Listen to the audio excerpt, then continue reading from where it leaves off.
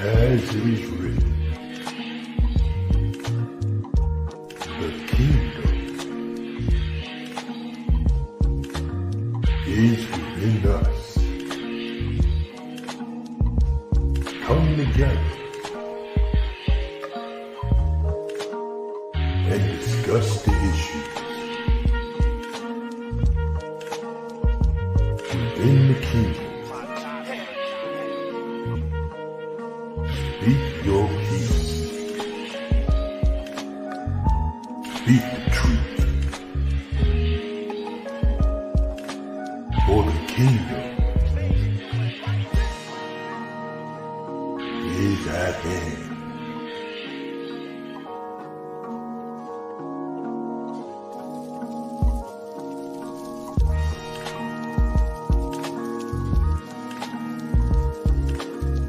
Kingdom Conversations.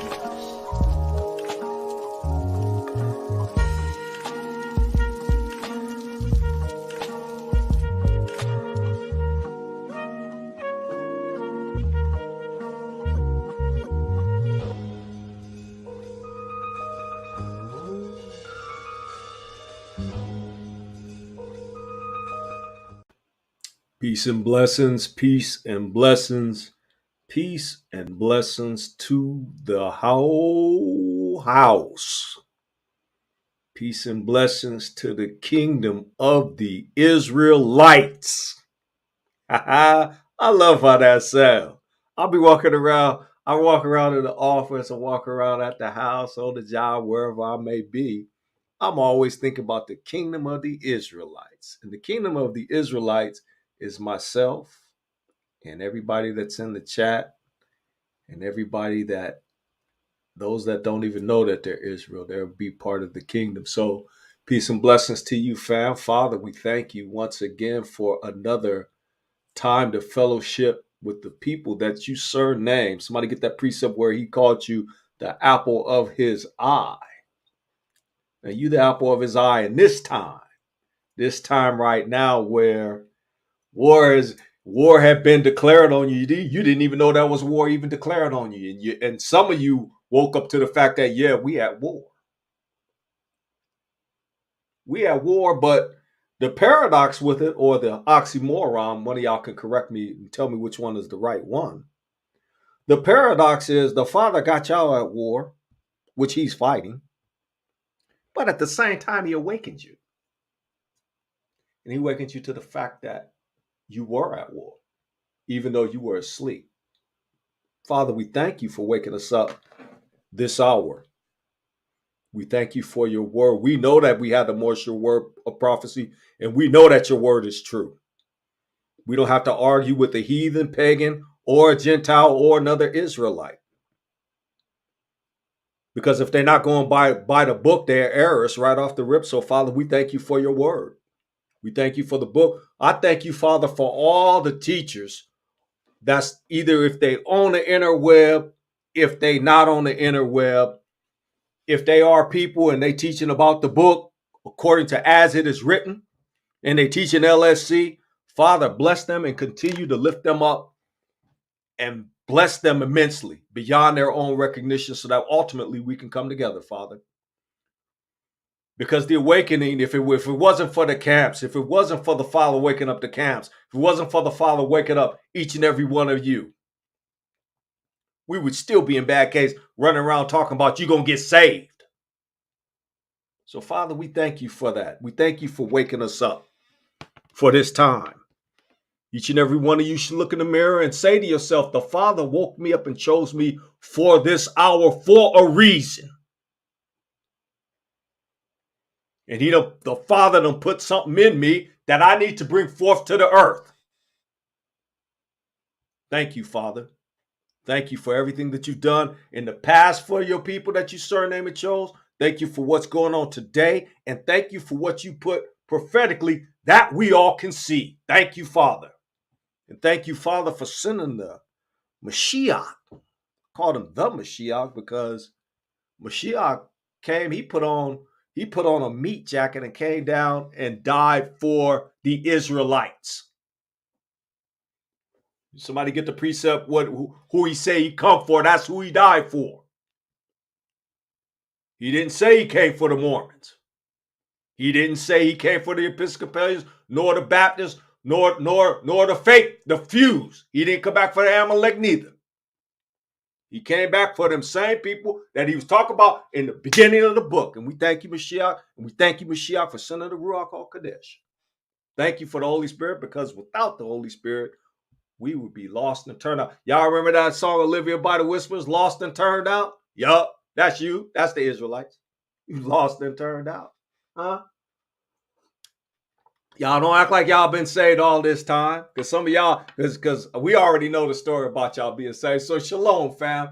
Peace and blessings to you. Welcome to another conversation. And I might have some other brothers jump on later. I sent them the email to the link just a little bit ago, so they might jump on. Y'all might be stuck with me by myself, but that's okay though, because we can rock out like we normally do. So before I greet the fam, before I greet you all, I'll say like how I normally say, you could have been anywhere. You could have been watching the NBA, like how I normally say, or you could be on YouTube watching the fuss that's been kicked up about Kyrie Irving, Kanye West, Jay Williams, Shannon Sharp, Shaq, all those high-end muckety mucks.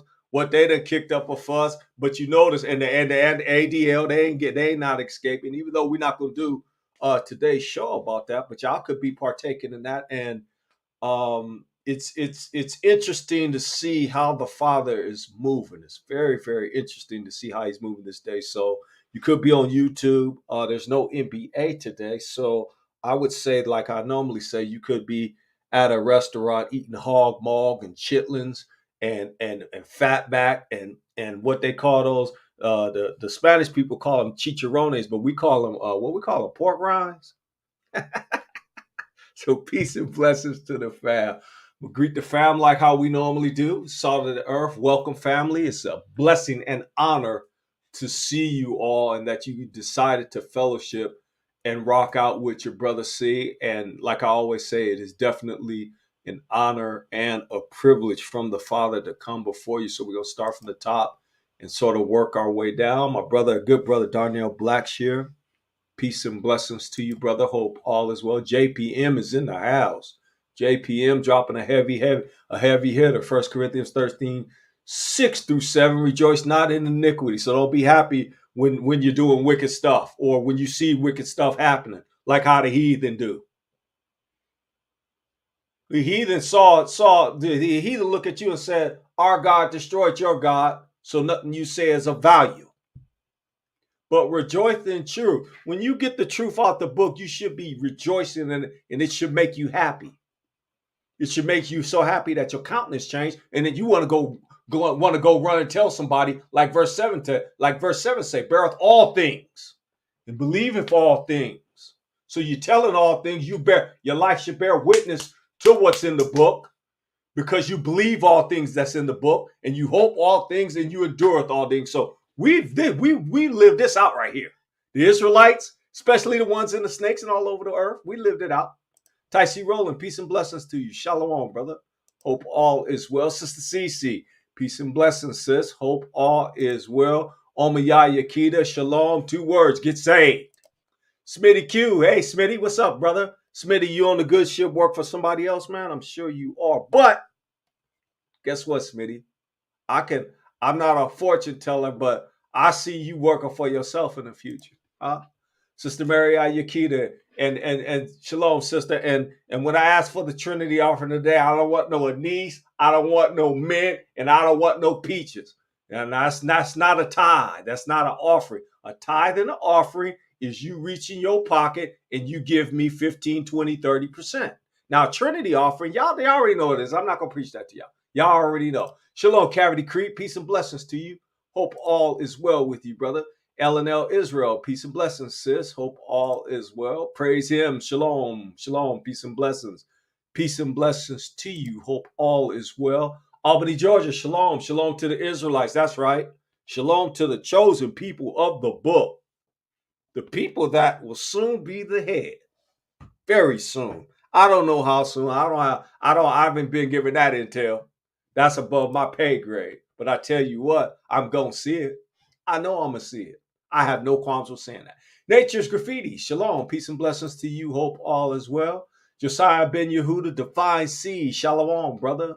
Peace and blessings. Shalom and blessings, sons and daughters of Zion. Yah's chosen. That's what it is. That's what it is right there. That's what everybody kick up a fuss when you say you his chosen.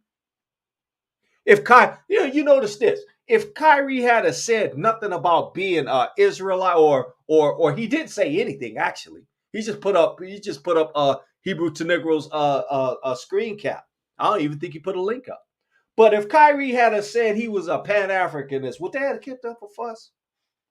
Or Kyrie would have said, you know what, I don't believe in no God, no Elohim, no Zeus, or no Pan or Apollo. How about that? I don't believe in the goddess media. Oops, goddesses of media. I shouldn't have said that. My bad. If Kyrie had said that, they wouldn't have kicked up no fuss. They would have been like, "Oh, okay, that's okay." So he's one of those guys. You Negroes better not say you're Israelite. Now everybody's singing a different tune now. Stay on fire. We're not going to touch too much on that, but we're going to get into that a little bit because today's show is not necessarily about that. Stay on fire ministry. Shalom. Peace and blessings to you. Hope all is well, Darlene Franklin. Peace and blessings, sis. Hope all is well with you. Roll me, you in here causing problems, man. We all have to put you in timeout, man. You keep causing them problems in here. Y'all dropping all them precepts and all of that, giving good commentary. Y'all need to stop. Let me see. Gel Yahoo Yasharal, peace and blessings. Hope all is well.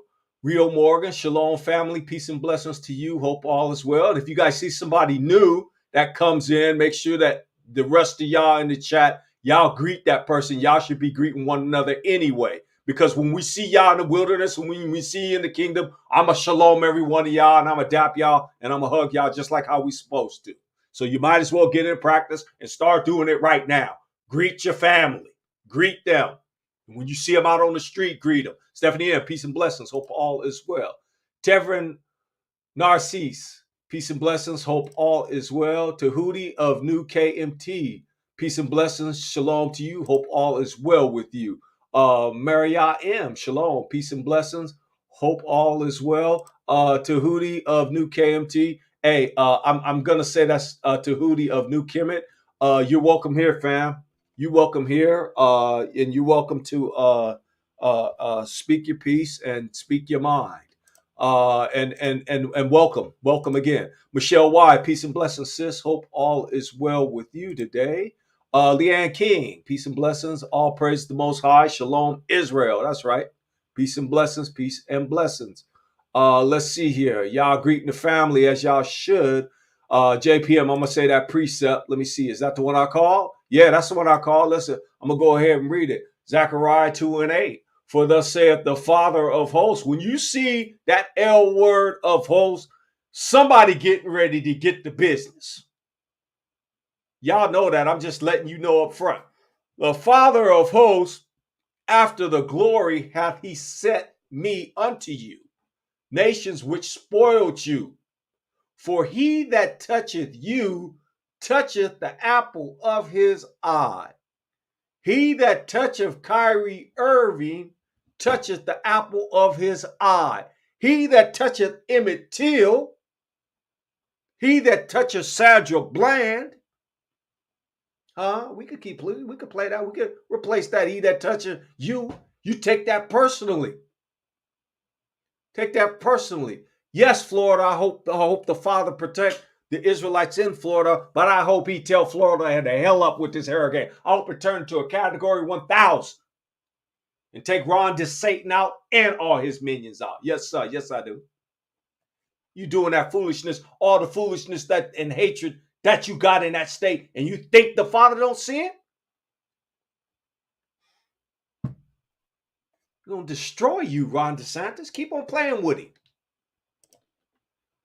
My too much for you. Peace and blessings. Peace and blessings to you. Sarita Hebrew. Shalom, sis. Peace and blessings to you. Hope all is well. Here go another troublemaker right here. And notice I'm labeling, matter of fact, all y'all troublemakers, this is a special troublemaker because she will be in other people's chat rooms kicking up all kind of fuss for precepts. So unorthodox daughter of Zion, peace, sis, but get saved. Joy 316008. Shalom, sis. Peace and blessings to you. Hope all is well. Sharon O. Shalom. Peace and blessings to you. Hope all is well. That's right. Don't buy that Seville. The young stars don't know that. They don't know the old head that went back and got back with the whispers. and I'm just not getting to it, y'all. So y'all see how late I am. So, but that was one of my favorite songs. I ain't gonna lie, but most music is good because we created it. That's why I could get with it. But I can't get with. I'll be straight with you. I can't get with Eminem. Can't do it. Can't get with Kid Rock. Can't get with Third Base. I can't do none of that. I can't do it. Just can't do it. Jason for Shalom, beloved. Peace and blessings to you, brother. Hope you are well. Hopefully I'm not forgetting nobody. What I'm going to do is, praise him. I'm going to start these precepts because I know I'm going to get back to them and I'm going to use them.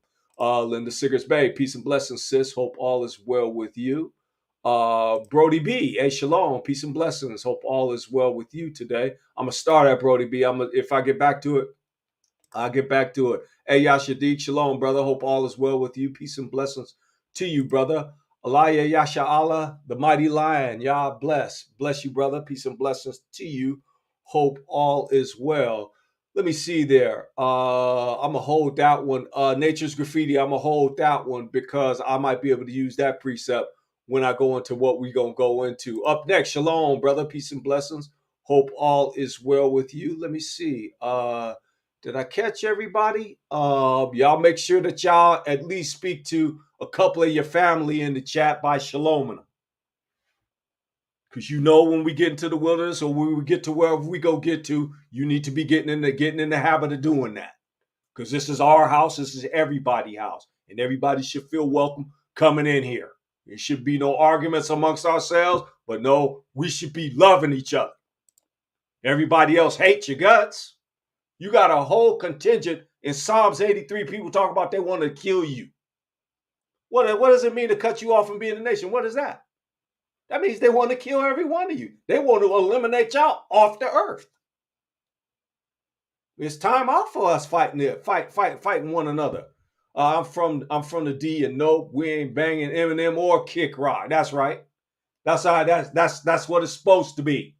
Or nobody else that look like a heathen or a pagan or a Gentile talking about you do hip hop and you rap and you the best at it. No, you're not. No, you're not. I'm sorry. So we gonna get into today's show, fam. Let me see. Blessings and peace. That's right. Blessings and peace. Shalom to Ayala. Lisa Walker, shalom, peace and blessings to you. So I appreciate you guys joining us. So this is what we're going to do. Today's show is about the father is a master chess player in this awakening war. Now, you notice I framed the title, this awakening war, right? And I started off earlier by talking to you all about the fact that, hey, you know what? We are actually, and somebody check me which one it is. I don't know which one it is. I heard it somewhere. It's either a paradox or it's an oxymoron. I think it's a paradox. I think it's a paradox that you've awakened, and then once you awake, somebody been telling you you've been in a war all this time. Somebody done told you even while you was in Christianity that you was in a war, that our people was in a war. And guess what? I didn't listen to that. That went way over my head. Once you become awake, once you start studying and reading the book, what happens? The scales fall off your eyes, and then you can look around and say, hey, you know what? We are literally in a war. Literally, not just figuratively. Literally. Now, what I'm going to do is I'm going to take everybody to, now, y'all know what one of my favorite chapters of the book is, right? Y'all do know, I'm always talking about Deuteronomy 30. Why? Brother C, why are you always hitting us with Deuteronomy 30? Because Deuteronomy 30 is 1,000,000% applicable to everybody in the chat, to everybody that's talking about their Israelite, to everybody that's in Christianity, that's an Israelite, that's really a Gentile, to everybody that is a pagan and a heathen. It pertains to the people of the book, but not only do it pertain to the people of the book, there's some interesting things in there that most people haven't seen, or maybe you have. I don't know. But what we are going to do is we're gonna go to Deuteronomy 30, and we're gonna read some precepts. Let me see what my brother. Hey, brother, what's happening, Jabroni? How you doing? I say the Father is the grand chessboard. Hey, you know what? The title is actually a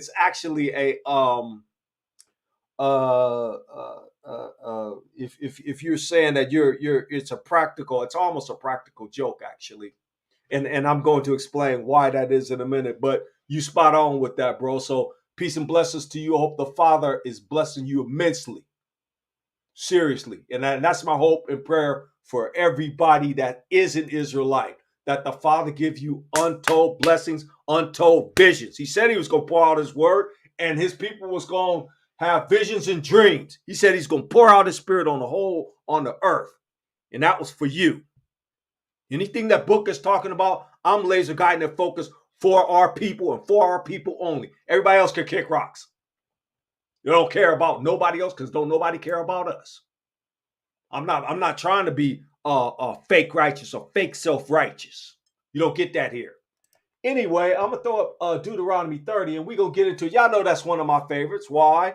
Because Deuteronomy 30 is profound.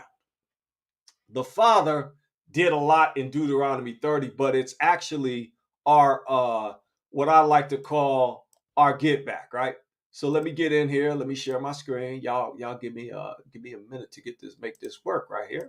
Okay, I'm gonna share that one right there. Let's see here. We'll make that a little bit bigger before we do that. Hold up a second, fam. You know the old head gotta be jiggling some wires first, otherwise things ain't gonna work out how they should. Here, let me move this down there and make it easy. Okay, we'll put it down there for now. Okay, that's cool. Okay, let's go back. Give me a second, fam. Okay, there we go. That's not working out right. Okay, let's go share. Okay, so hopefully the family can see my screen. So we're gonna just go through real quick. I'm gonna read Deuteronomy 30, and I'm gonna read a few precepts in Deuteronomy 30, and starting with 1. And I'm not gonna do no commentary. I'm just gonna read, right? Okay, so this Deuteronomy 30 pertains to everybody here now. It pertains to us. It pertains to right now. It doesn't pertain to 10 years from now, next week. It pertains right now. This is prophecy being fulfilled. Everybody here, you're a testament and your testimony against the earth. You're living and breathing prophecy. So I'm going to get to reading. Deuteronomy chapter 30, verse 1. And it shall come to pass when all of these things are come upon thee. He's talking about Deuteronomy 28, the blessings and the curses. Y'all should be able to quote it by heart. The blessings are Deuteronomy 28, 1 through 14. And the curses are Deuteronomy 28, 15 through 68.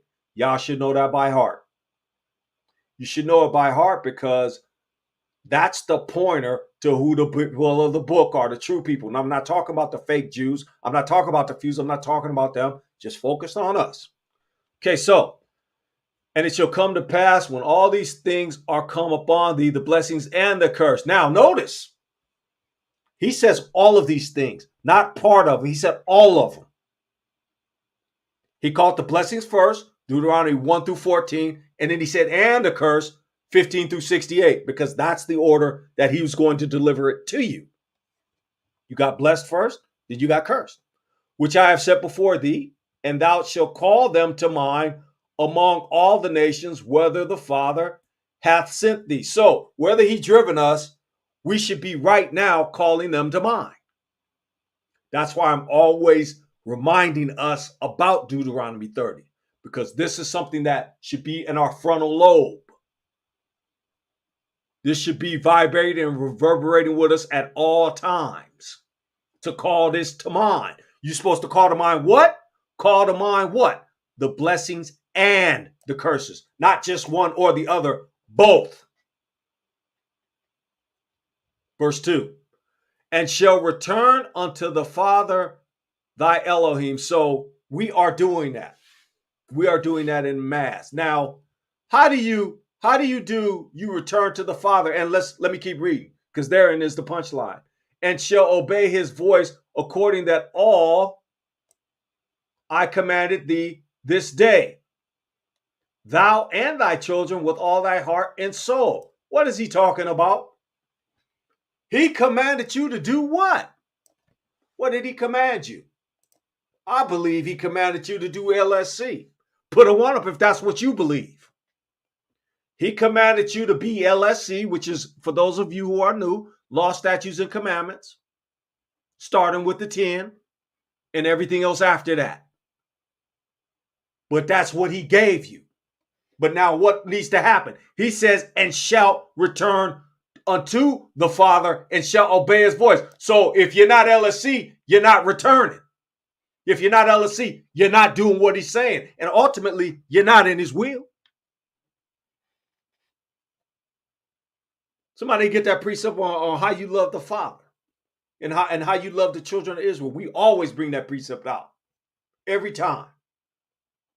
So what is that saying, folks? That's saying right there, you shall return unto the Father and shall obey his voice. You return back to him, you repent, then you return back to what he told you in the first place. He ain't did nothing new. We got the playbook. Our ancestors had the playbook because he spoke it to them directly. Verse 3, that then, now, after you've met that requirement, in verse 2, then watch this. That then the Father thy Elohim will turn thy captivity. So you fulfill this stipulation in verse 2, he's going to turn your captivity. And what has been happening with this awakening? The awakening, we have been fulfilling this. Unbeknownst to ourselves, we have been fulfilling this.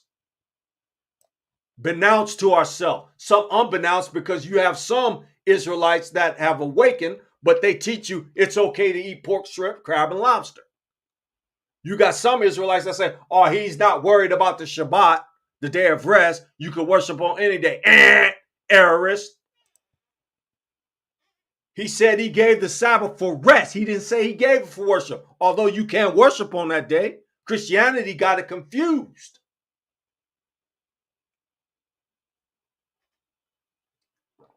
All out of error. I mean, that John 14, Sister CC, John 14 and 15. This is what I call, if you love me, you what? Keep my commandments. What do it say right here? What does it say right here? What do it say in verse, in verse, this one right here, which is really quoting 1 of the 10? Thou and thy children with all thy heart and with all thy soul. That means you're doing that precept. That means you're doing John 14, 15. John 14, 15, if you love me, you keep my commandments. What is that? Is that the whole duty of man? Is that part of the duty of man? Huh? Let's get back to reading. That then the Father, thy Elohim, will turn thy captivity. And what? He'll turn your captivity and have compassion upon you. Take this personal. Take it like the Father is speaking directly to you right now. Have compassion upon me, brother C, and will return and gather thee from all the nations, whether the Father has gathered thee. Now, if the fews went to this, when is this going to happen to them? Matter of fact, I'll ask this question. When have the fews ever gone through a scattering where they was dispersed all over the nations?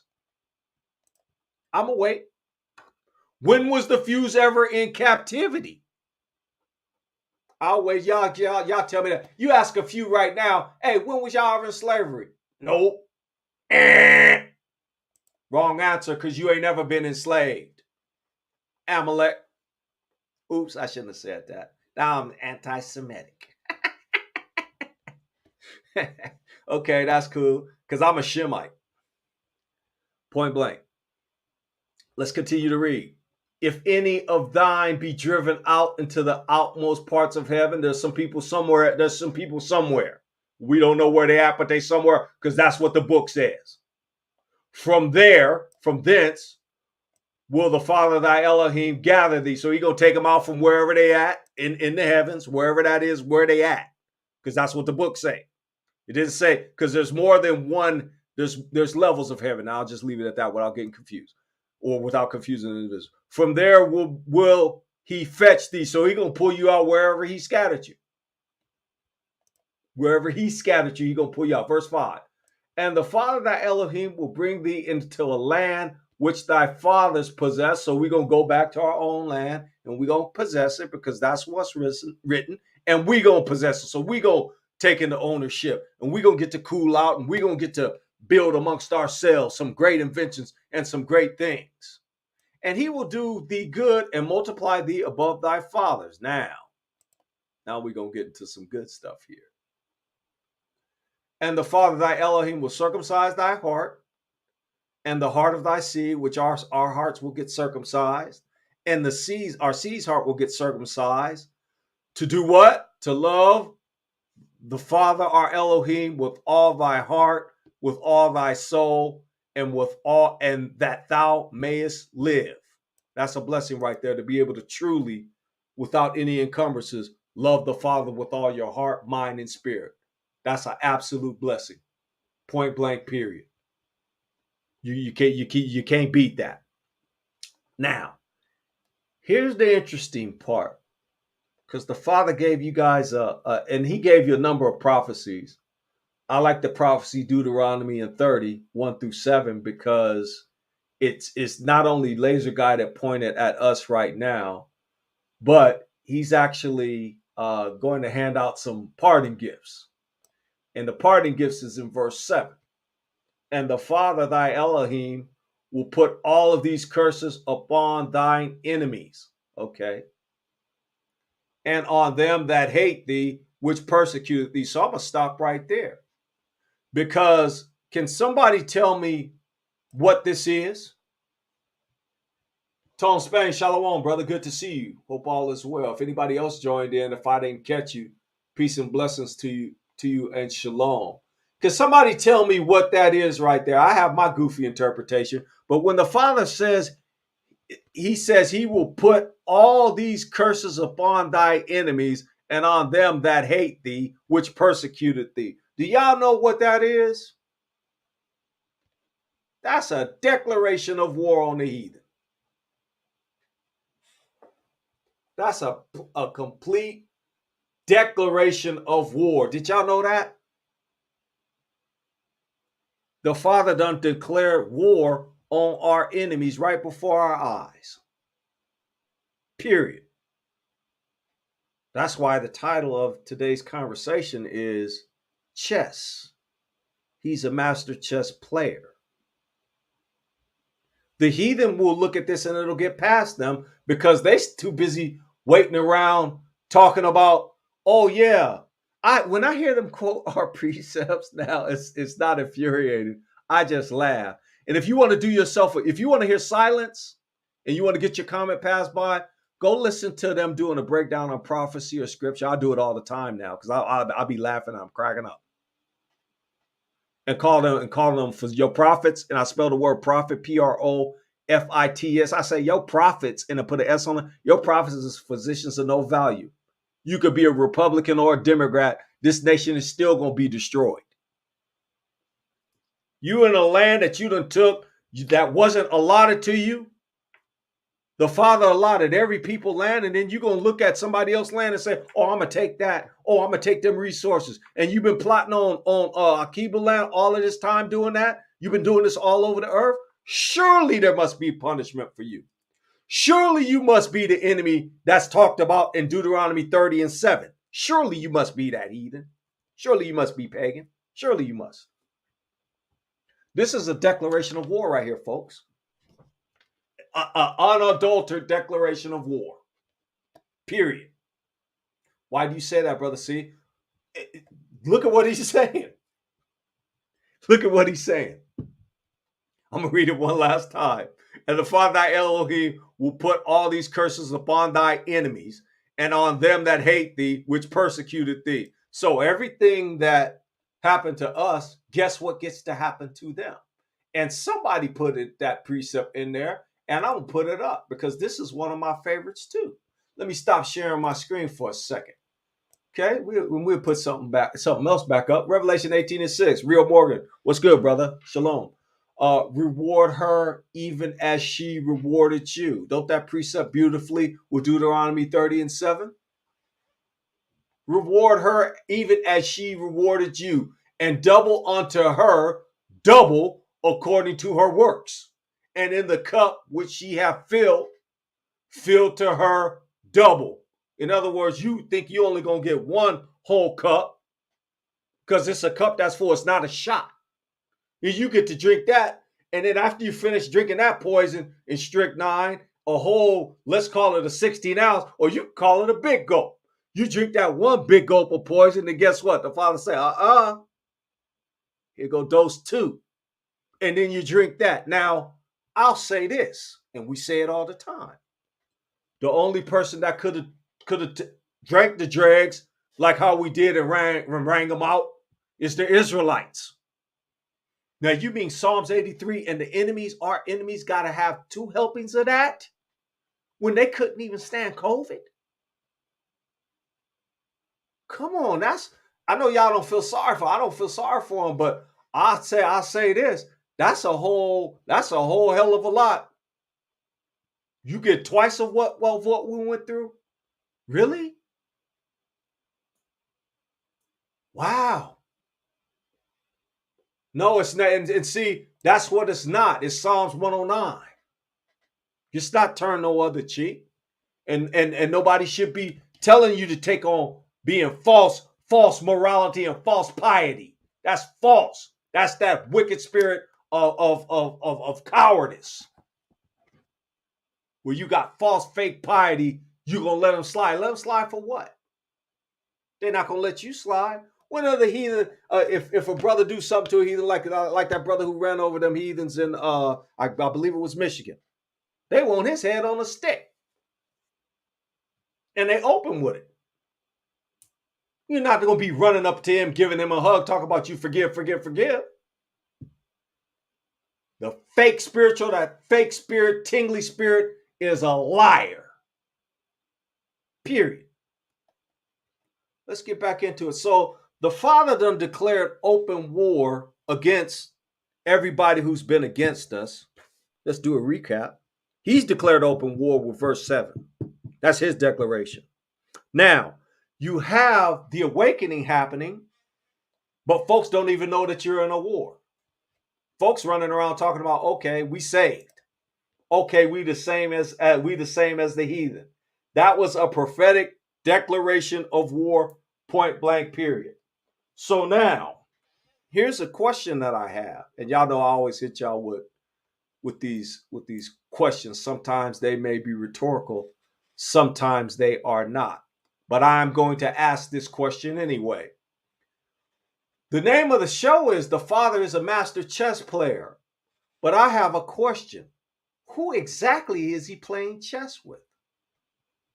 And I want the fam to answer this because I want to see your comments. Let me type it up though. Who is the Father? What's the Father playing chess with? Because he's this great master chess player. And I'm not saying that facetiously, right? But the question is, who is the Father playing chess with? And there's no right or wrong answer, right? We could say the heathen, we can say against ourselves, we could say against the nations, we could say against Donald Trump. You can say whatever you want. But I am going to throw your answers up. Okay, so Darlene Franklin says the heathens. Jet Black, shalom, peace and blessings to you. Jet Black says the Gentiles and the heathens. Somebody got it right. Somebody got the right answer. I see y'all. I see every one of y'all. Somebody done put the right answer up. I see it. There is no right or wrong answer, but somebody know where I'm seeing. They know what I'm seeing. The wicked. He playing chess against the wicked. I'm going to start that precept, Jabroni and Real. I'm going to start that, and I'm going to get back to that because those is bomb. I'm going to start those and get back to those. Let me see everyone, even us. That's profound. That's definitely profound. Let's see here. The old serpent and all who love him. Y'all blazing right now. Y'all blazing right now. Because this lets me know where the family stands. The enemy and his people. Okay. With the beast. All right. Hashatan. The war is spiritual. Let's see. Apollyon. Esau. That's how he reveals himself. The war is against sin and death. Okay, so I skipped over one, and I'm going to go ahead and jump on it. But before I do that, I'm going to greet Elisha. Brother Elisha, how you doing, brother? Hope all is well. And shalom and blessing, Elder Cleo. Shalom and blessings to all the Israelite family out there. Everything is eventful, man. Just paying attention to what's going on and seeing where we go today. Yes, sir. Yes, Praise sir. the Most Yes, High. sir. Yes, sir. Lift him up. Lift him up while you have a chance. All praise to the Father. Y'all better be giving the Father a hand clap right now. Everybody give the Father a hand clap because you should be praising him and thanking him. You should be praising him and thanking him that you that tail, that you was the tail, and now you gonna become the head according to Deuteronomy. I could stay there and just not even just rock out. So I'm gonna go ahead and put this one up. T. Trust Yah says he playing by himself. He is moving all the pieces on the board. Everybody and everything is on the board. Amen to that, because that's absolutely correct. First of all, nobody can play the Father in chess. You're gonna play that. You're gonna play the Father in something that he created when he created this construct. You're already in checkmate even before you move. Whether he move first or you move first, you're in checkmate. There's nothing that you're not going to be able to do. So the thought that he's sitting in the heavens actually playing against someone is actually folly, because he's not playing directly against anybody. Why you say that, brother? See, it's exactly what the sister said. He said in his book he controlled good and evil. So if he controlling good and evil, that means the whole board is his, because he created the board. If he created the board, he created the game, then he's just playing by himself. The Father's playing chess by himself. Now, let me see. Let me get that precept. Where's the precept? Isaiah 45 and 7. Isaiah 45 and 7. I'm gonna put it in the chat.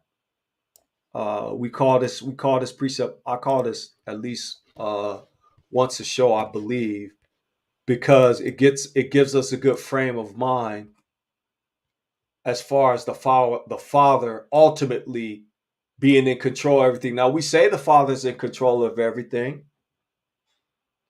and we say that from a perspective of that he created everything, and he created all of the laws that have everything hanging in the balance, like gravity, so-called gravity, air that we breathe, the water, the controlling of the earth by the celestial beings, the tides, and all of those things. Those are laws that have been established that can't be broken unless he wants to break them, but they're his. Isaiah 45 and 7. Elisha, if you there, can you read this precept if you could see it? I call Isaiah 45 and 7. I got you, Elder brother. Okay, go ahead and read Isaiah that. 45 and 7. I form the light and create the darkness. I make peace and create evil. I, the Most High, do all these things. Thank you very much, brother. So the Father say he does all these things. So if he's doing all these things, that means that he's controlling the whole board. There's not a piece on the board that he don't know about. There's not a piece on the board that he didn't put in play. You think the Father didn't put Putin in play? You think the Father didn't put Trump in play? You think the Father didn't put the destruction of civil rights? Gator bait? The Father put all of that. The Father put all of that in motion. Everything that you could think of. You waking up in the morning, you going to get that coffee from Starbucks if you do such a silly thing. He put all of that in motion. He did. So if he controlling, that means that so you're not really playing. He got you thinking that you playing and that you in control. He not playing with nobody here. Because his word, he said his word never come back void. That means the word is still circulating the earth right now. And when it land on who it land on, it's going to land on them. What my fam said, foolish for them to go against the Most High and his people. See that right there, because he's declared, the Father has declared war on our enemies, folks. He's openly declared war. Now, when are we gonna come to the realization that, okay, and I think we have, with all the stuff that's going on right now, all the stuff. Put a one up if you have never seen so much stuff going on the earth. Please put a one up. I'm gonna put a one up. I have never seen, and this is the day that our ancestors were fighting over. Our ancestors was fighting over this day, talking about they was going to be the people that saw this. They was hoping that they was going to be the one who saw, because they was walking and talking with Mashiach. And then from that time all the way to now, even when we forgot, after we got our lobotomy that the Father gave us, Google the word lobotomy. We always use the term, everybody put a one up. Everybody. You have now, I've been on this planet Earth for 58 years. I have never seen what I'm seeing right now, and I'm happy about it. I wake up every day. You know what I say? That's right. You know what I say? I'm like, okay, I'll be like this. What we gonna see today? What the Father gonna do to him today? That's what I look forward to every day. They done had these goofy midterms, and here's what the physicians of no value was doing. They was talking about, oh yeah, it's going to be a red wave. The red wave is going to wash over the Democrats. It's going to wash over them, and once it washes over them, the Republicans are going to be in power, and that's going to usher in Trump. Liar. And mind you, we don't do the Republican Democrat paradigm. The so-called Israelites should have their own voting block. They should have, if you want to participate in that foolishness, we should have our own block. We should be neither Republican or Democrat. Because both of them are liars, both of them hate me, and both of them on their way to hell. You on your way.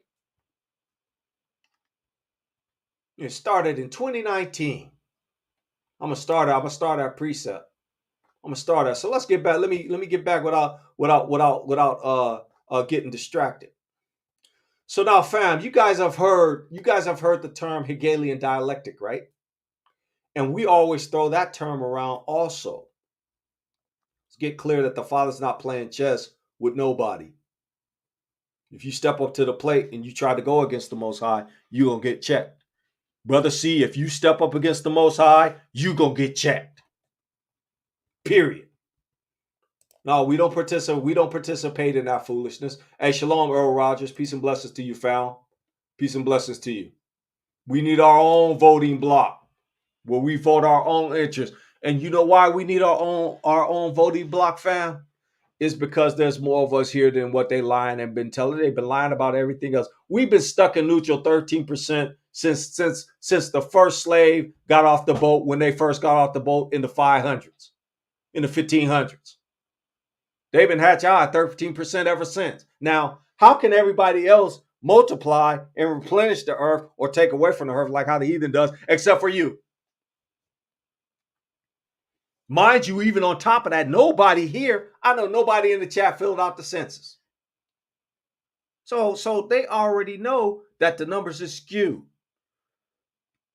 They just now putting it out, the realization that, yeah, the number is skewed. And on top of that, a lot of them they leaving here in droves. And they not telling you that. Hey, listen, I'm going to say this right now. There's a reason why they don't want you to vote. And there's a reason why they always trying to get you to vote. One side hate that you can vote, that you got voting rights, which is really both of them. And then the other side want you to vote for them without them giving you a damn thing.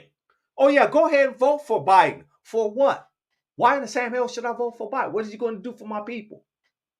What you going to do? When you going to cut them checks? When you going to run that 40 acre and a mule that your family backed out on? You don't run me a check. Run me a deed to a gold mine that's got some gold in it so I could get it up out of there and get the hell out of here. How about that? Nobody want to stay in. Nobody want to be stayed in the snakes. Most people, most brothers and sisters that's here in the snakes only stay in here out of convenience. It's the snakes is 7-Eleven. Quick as you could get 2 nickels together, you up out of here. Point blank. What am I gonna stay? What am I gonna stay in the snakes for? But anyway, let me get back to where I'm at, because I easily sidetrack myself. So we talking about, I got some precepts here, and I'm gonna scroll down to them. I'm playing some tricks with myself. But I was talking about Hegelian dialectic. Okay, I want somebody to Google that, and when you Google that definition, I'm gonna give my interpretation of the definition. But the Hegelian dialectic I'm gonna summarize it, is when you take one side and you fund one side, and then you take the opposing side, you fund them, and then you have them warn against each other. But then you make deals with both, saying to the winner, hey, whoever wins, both of y'all got to pay me back, but whoever wins, I'm going to support you, right?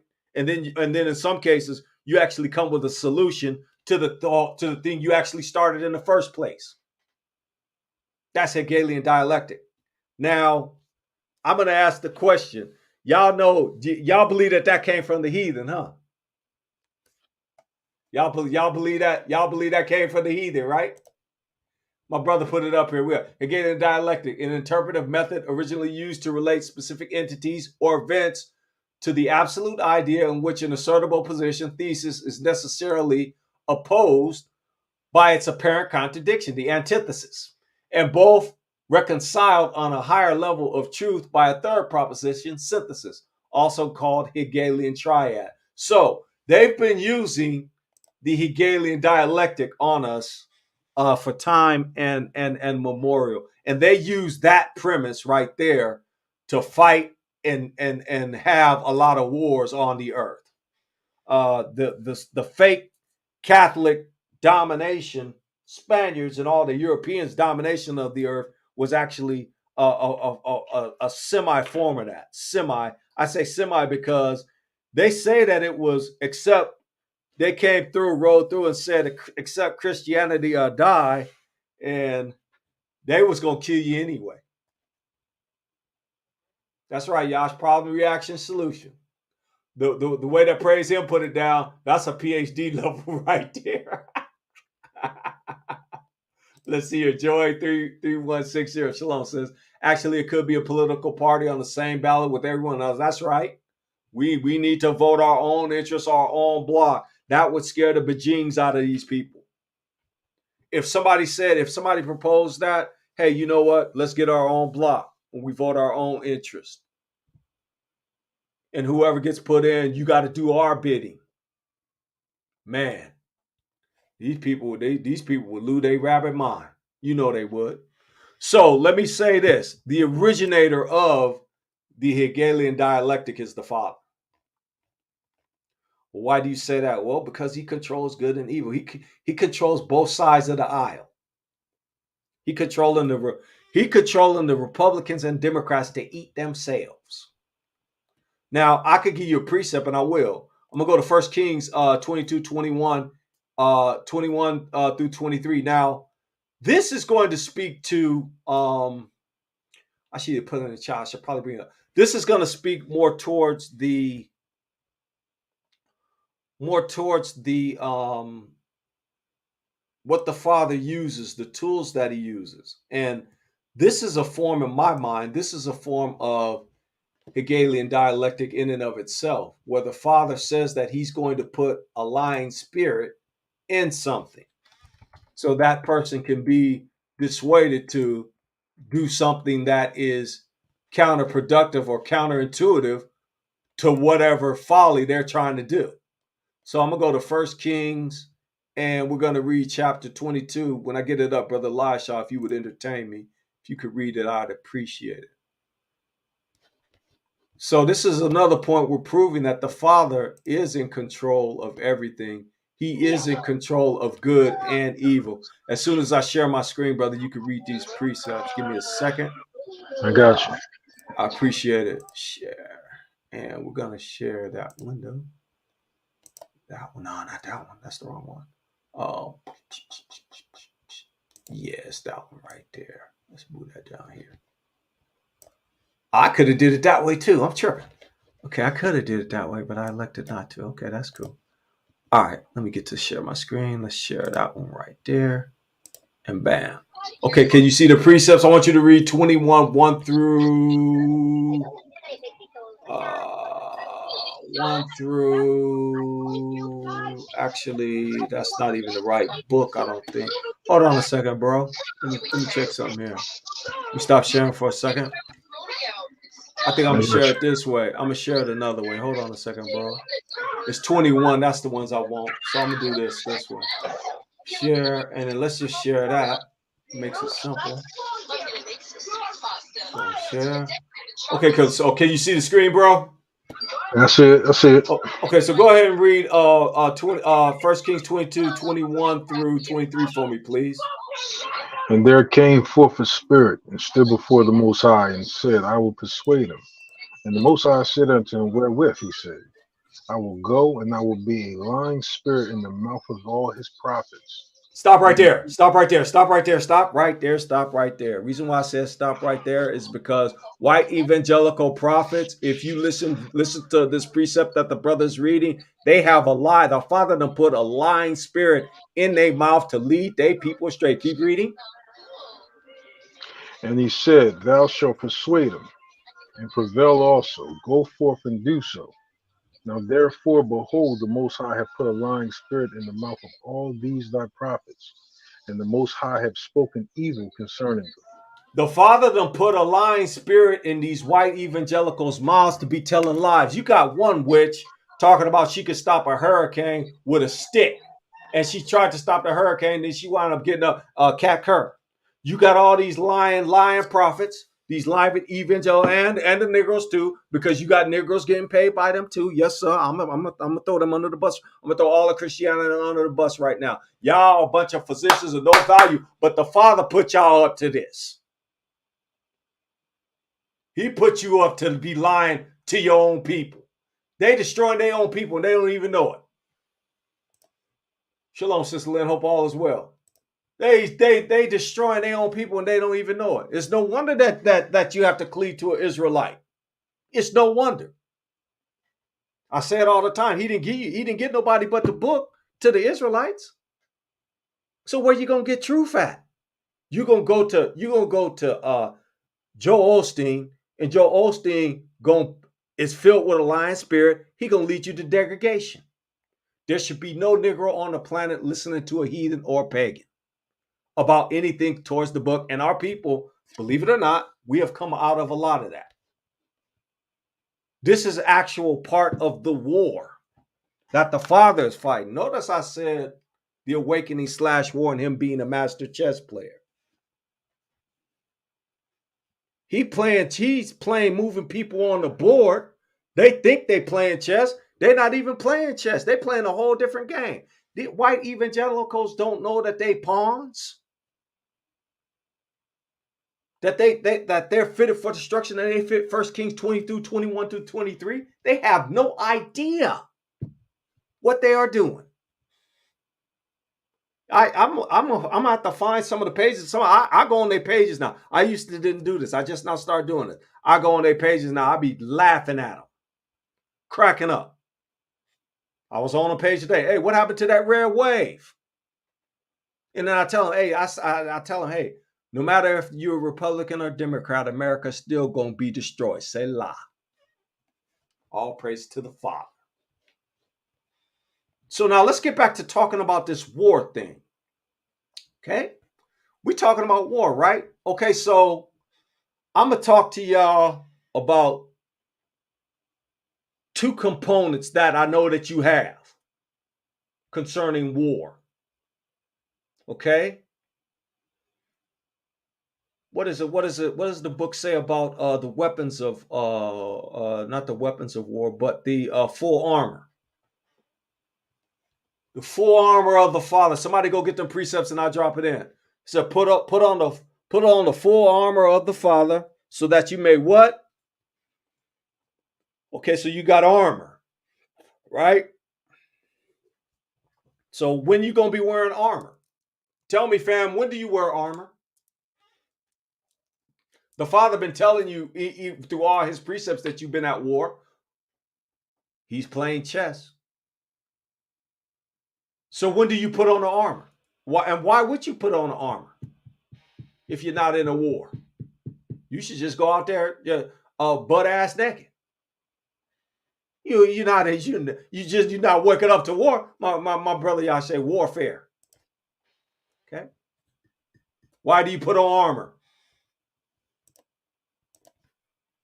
Ephesians 6 and 11, put on the whole armor of the Father that ye may be able to stand against the wiles of the devil. Okay, so how do the wiles of the devil manifest themselves? How does that happen? How does that work? Brother Elisha beat me. Brother Elisha, I just saw. Brother Elisha beat y'all. I just want y'all to know we're putting the precept up. You put it to me on the back end. Okay, so you got you got that part down. Yash, I'm gonna say that. Yash. And reason why I'm gonna say that because that's gonna go lovely with where we going. I see you, bro. Appreciate you, bro.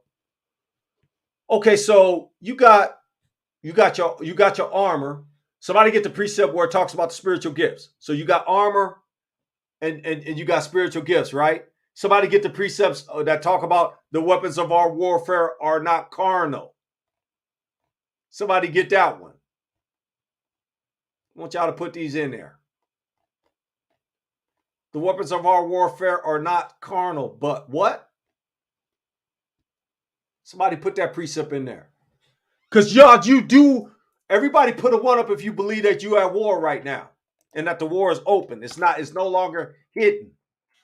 Everybody get to come out and say what they want to say against the so-called African Americans. You could do anything that you want to do to the so-called African Americans with impunity. But you notice that tide has changed. You had the Three Stooges get consecutive terms. The Three Stooges, you know, the one that killed Ahmaud Arbery? Yeah, Larry, Curly, and Moe. The tide is changing.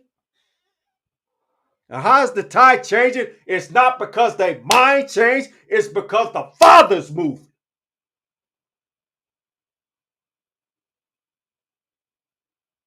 You have not changed your mind yet. Notice I said yet. What them precepts are called. I see that one, Yash. I see that. Y'all, everybody that's listening, sneak listening on the side, giving thumbs up, saying, amen, brother, you need to put a one up.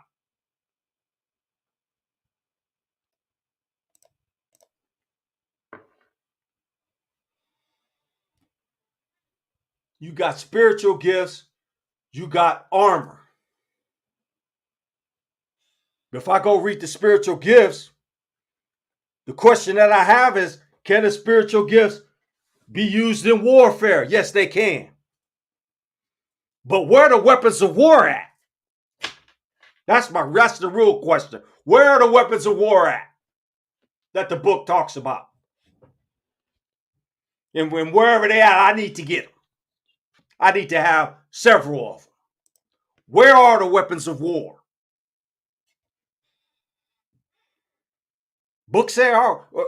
Is the book say our weapons are not carnal? So are we missing something? What about the skill sets that our ancestors had? And how does that tie into the greater works? Mashiach said, greater works than these ye shall do. And you seen what the man did when he was here.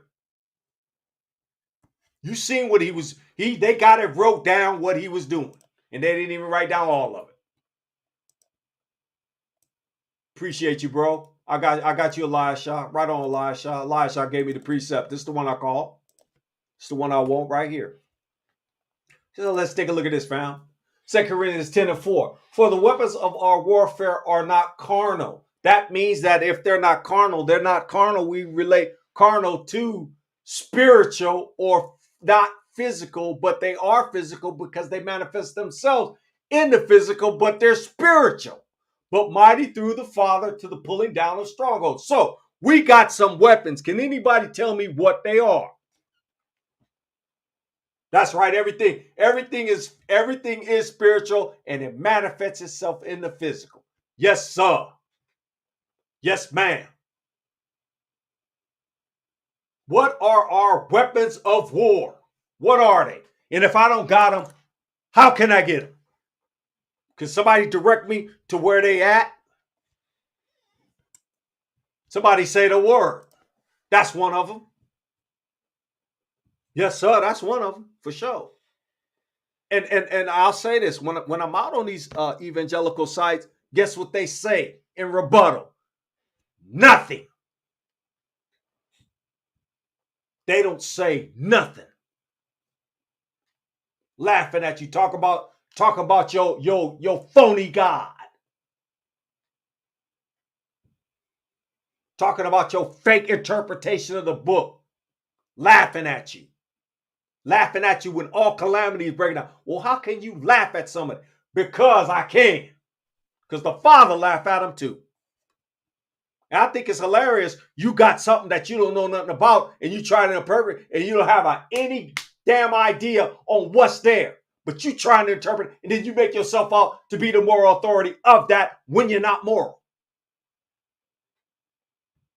Quiet as church mouse. Exactly. They be so quiet now. I'll be like, they're not going to get a word, but they're going to go right past your comment. They don't say nothing to it. What's good, Brother Bonnie? Hope all is well. What's happening? Shalom, blessings, family. How you doing? All is well, man. I'm just sitting here yelling at the fam like how I normally do. Yelling, screaming, and hollering my head off. We talking about the Father, and we just left off with I'm asking the question about where our weapons at, because we got armor. Book talk about armor. Book talk about you having spiritual gifts. That's not carnal. And everybody putting in what they saying. Let's see, righteousness. Let's see. I'm put everything that y'all said. I'm gonna put it up. I'm gonna put you on mute. I'm gonna put somebody on mute. I had some background. Put y'all movies. Y'all can jump in anytime on. Everything is spiritual. My brother say preach the word. That's right. We got the word. That's right. Let's pray to righteousness. Yes, sir. Our prayers. Sister say pray. My other sister say pray. The law, statutes, and commandments. Yes, sir. Praying and fasting. That's right. Praise. Our faith. Okay. Obedience. Prayer, clapping hands, and speaking things into existence. Yup. Okay. That's a heavy heavies right there. Do y'all believe? Hold on a second, bro. Do y'all believe what y'all actually are saying right now? Do y'all believe that these are weapons of war? And all of these are true. Having faith, when I say, okay, I hope that Florida get destroyed and our people be saved, that's a weapon of war. I'm using my mouth. Books say power, life, and death is in the power of the what? The tongue? The tongue has power? Okay.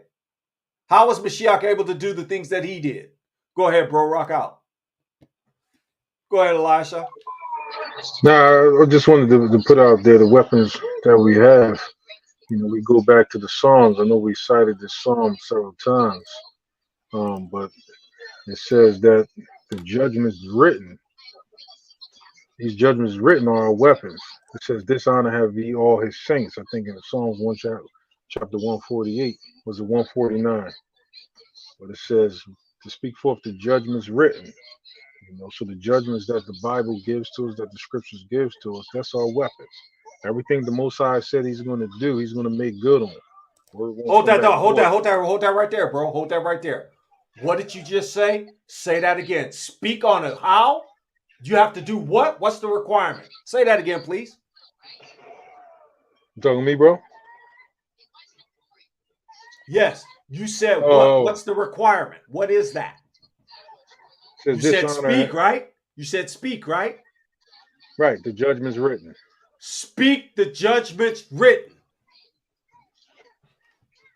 Speak the judgments written. How many believe that you have the power and capabilities to do that? Do you believe that you have the power and ability to speak something as it is written and it's going to happen, and the faith to believe that it's going to happen? Do you have that? I know somebody that does. Read that again, bro. Read that from the top, and I'm going to let you rock that all the way out. We'll start at verse 6. You want to read the whole chapter? Start at verse 6. Read the couple of precepts that really drive it home. All right. It says, Psalms 149:6. It says, let the high praises of the Almighty be in their mouth, and a two-edged sword in their hand, to execute vengeance upon the heathen, and the punishments upon the people. It says to execute vengeance upon the heathen, the punishments upon the people, to bind their kings with chains, and their nobles with fetters of arm, to execute upon them the judgment written. This honor have all his saints. Praise ye the Most High. So now what? The requirement was be Amen. in their mouth.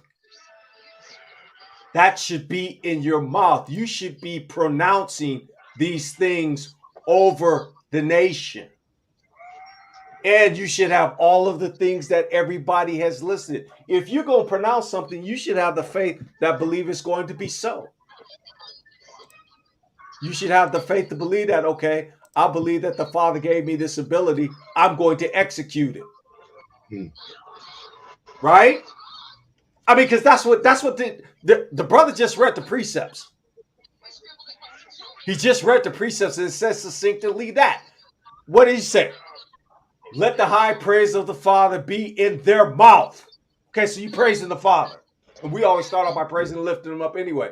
Next part of it was, and a two-edged sword in their hand. So you praising the Father, you get ready to slice somebody's head off with a two-edged sword. That two-edged sword could be interpreted as a physical two-edged sword, or it could be interpreted as the book. Could I interject, Elder? Yes, sir. We the children of the Most High, right? And his spirit dwells inside of us. When the Most High created everything, they didn't say he did, they said he said. And the Most High said, let there be. Right? So that tells you the power of words. Life and death is in the power of the tongue. We have to realize, as his children, we can declare things on nations and it'll be so from the Most High. Now, these nations already have declarations of war against us. The things that we see going on in today's media, social, economical, all these things that we see throughout history is their declaration of war against us and our existence in war against our Father, right?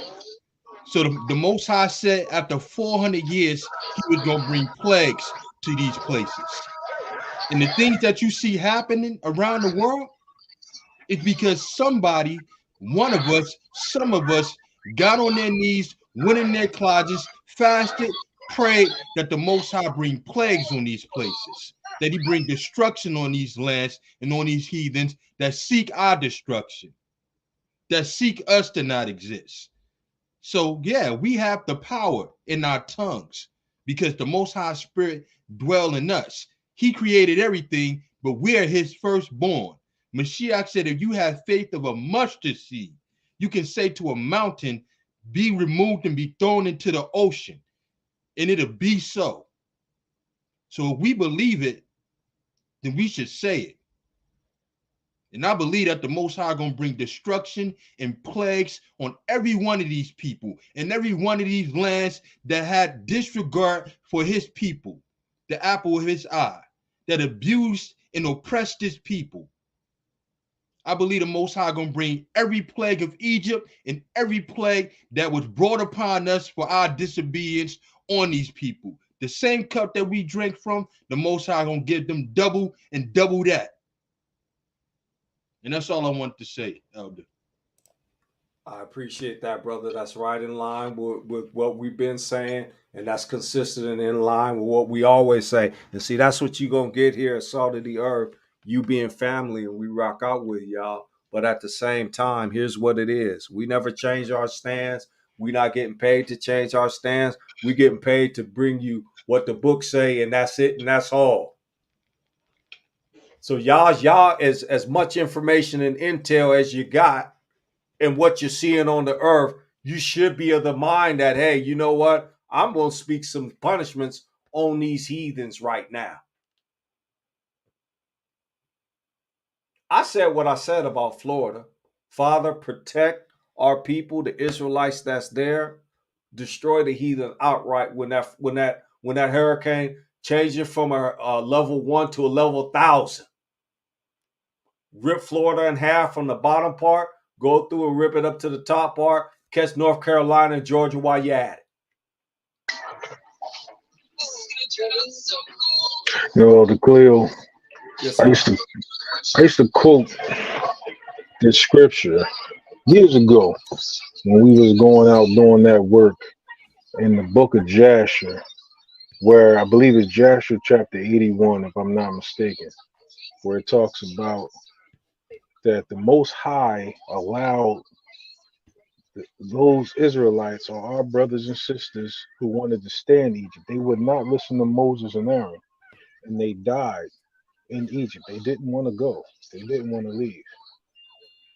And spiritually, when the scriptures say, go ye out of the midst of my people that you be not a partaker of her plagues. Spiritually, we're plagued just like they are without the protection we would have, because spiritually, mentally, physically, we have not left this place. If you go into the book of Ezekiel, I believe the 8th or the 9th chapter, the Most High says, set a mark upon those who sigh and cry in Jerusalem. And all the ones who didn't sigh and cry about the abominations in Jerusalem, they were killed. They were put to death. They were marked for death. But the ones who sighed and cried were marked for life. And that's what we're having here right now. Our people are not sighing and crying. Some of our people want to stay here. Some of our people will be a partaker of those plagues.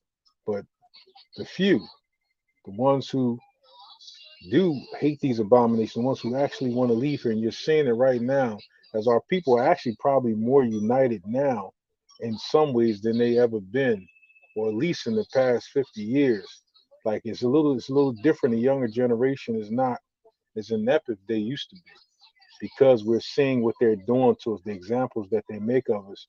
And I'll make this statement, is that it actually does us more good when police kill us unjustly. It does us more good when we lose court cases and get sentenced to unjust sentences. It actually does us spiritually and physically and mentally, and psychologically. It might look bad, but it actually does us good, because the more these things happen, the more we wake up and remember that we are the people of the Most High.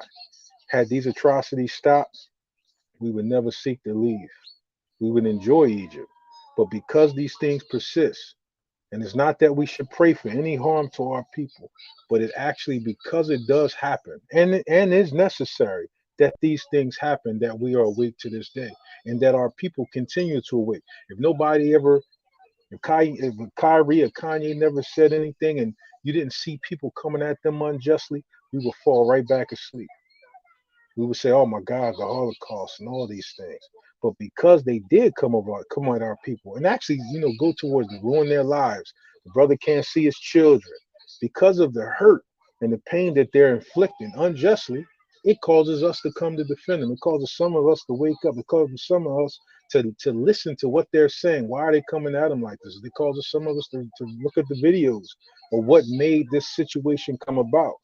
The more they afflict us, the more we wake up. And that's the way it has to be, because Israel does not wake up through pleasantries. Israel wakes up through tribulation. That's why the scripture says, when thou art in tribulation, you will call to mind. These afflictions is why we stay here today awake, So we pray that our people all wake up, but some of these things are necessary to the restoration of our people. What I will say to that is that these past events with these two brothers, this is the Father's doing. Any channel or anybody saying that Kyrie and Kanye was not used by the Father is out of their rabbit ass mind. I don't care how big your channel is, and I hope this get back to you, because I done seen some of the so-called Israelite channels talking about the father's not using Kyrie, the father's not using Kanye. Okay, so now I frequent boxing channels, I frequent NFL channels, I frequent ESPN, I frequent all of these talks that's going on YouTube. And guess what they all talking about? How are these people the Israelites? What did Kyrie do that was so bad? We need to come together. We need to stick together. We need to be galvanized. We don't need to fuse. And so do yourself a favor. And I do this because I do this every day. I've been looking at this, and like I said, and I've been saying this, the Kanye thing was bigger than what anybody realized. And I said that, but at the same time, the father is playing this game with the earth. And I'll call it, we're using the phraseology chess. It's his construct. He can do it however he want, whenever he want. But the fact of the matter is that he's playing, and everybody is a willing dupe participant. If you're on the earth, you're a willing dupe. You're a participant. Not everybody's a stooge. Not everybody's an idiot. Not everybody's a willing dupe. Hey, bro. Elder, Yes.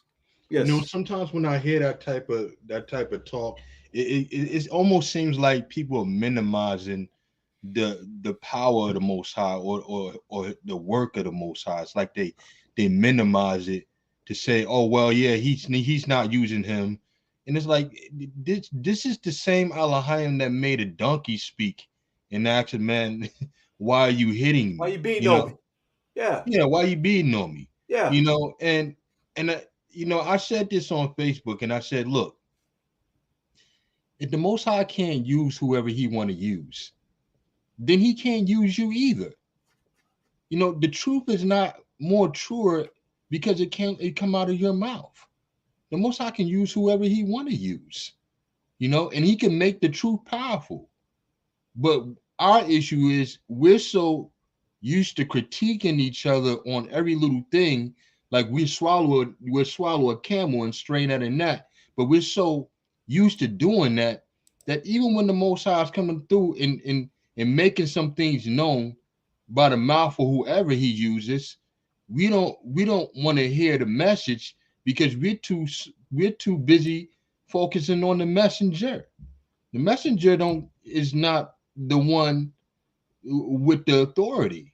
The Father is, So we have to be able to train ourselves to discern good and evil, and recognize the clean from unclean. It's not the person himself. It's the message that matters. This precept right here illustrates not precept. This comment right here from the brother illustrates this perfectly, and it illustrates the show perfectly because this was precipitated by the owner of the Nets, who is who has imprisoned and enslaved Muslims, the owner of the Josiah, for his slave camps to produce his products and services. He's a lying hypocrite, but that's besides the point. Now, look at how the father played chess with the fuse and the ADL. It backfired in front of their face. That's why the awakening war and the father playing chess, this right here puts it so succinctly, because the ADL put that public service announcement out talking about anti-Semitism this, anti-Semitism that, and it blew up in their face. Because what you have now is that you just made Ronald Dalton a millionaire. And now you got everybody on the whole earth asking, well, why do these black people say that they're Israelites? You have Max Kellerman today, and I listen to sports shows driving into work. You may have had Max Kellerman today. He slipped and said, yeah, the black and the white Jews. Max Kellerman, a staunch Jew from New York, with the Brooklyn accent and the whole nine. This right here tells it. This right here tells it succinctly. They went too far, but they played themselves. Exactly played themselves, Because why? Now everybody asking the question. Well, Kanye first came out, he was talking about he's from the 12 lost tribes. Okay, the error here nor there. It's irrelevant. Like the brother Banya said. Kyrie Irving put up Hebrews to Negroes. Now you got now the whole earth is really on fire now. Yeah, Jason Williams, he actually misspoke. He said the 4 lost tribes. Yeah, I You know, saw he that. said, I'm gonna play that. I'm gonna put that up. I plan on playing that. You saw that today, bro? yeah, yeah. You know, Yeah. it's locked in. It's locked and loaded for something else. But yeah, I saw that earlier. Oh, okay, okay. So if it's locked and loaded for something, I'm Oh, gonna no. bypass I'm that. talking. I'm saying because Uh-huh. the information is relevant. I don't think that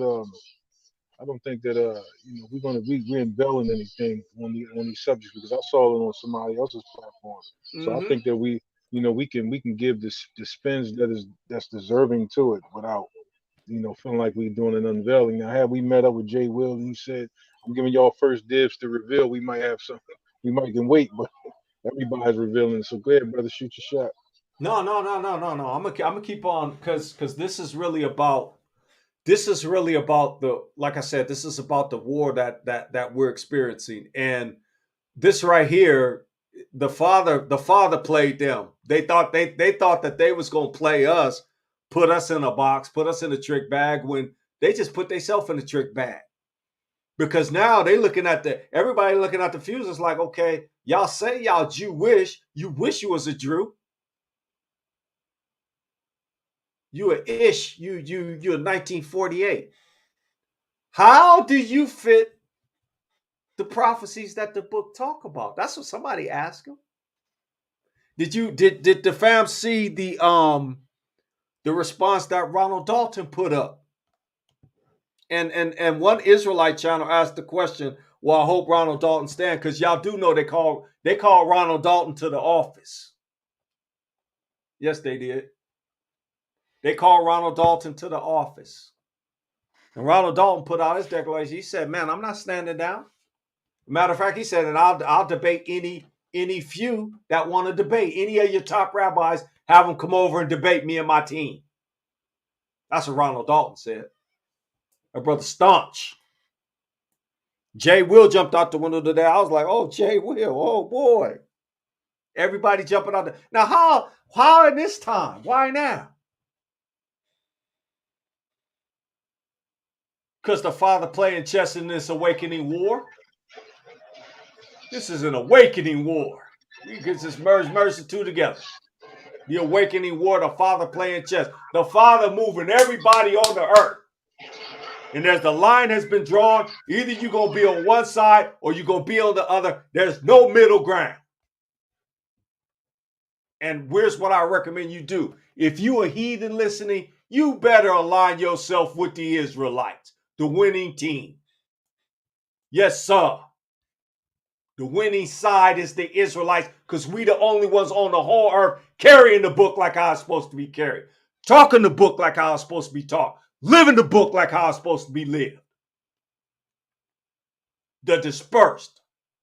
Anybody talk about they been had a book and they been had the book, you don't fulfill Deuteronomy 31 through 7. I'm sorry, that's just the way it is. But Elder Clear, let me say this, brother. And I used to tell, I used to tell brothers this in the Bing. Tell brothers this all the time. And I actually dissent when it comes to other nations joining with us to our cause in a sense of side by side work. And I'm gonna say this because of this. It's a necessary thing for them to suffer tribulation and to be excoriated and to be defamed by their own people for standing on the truth.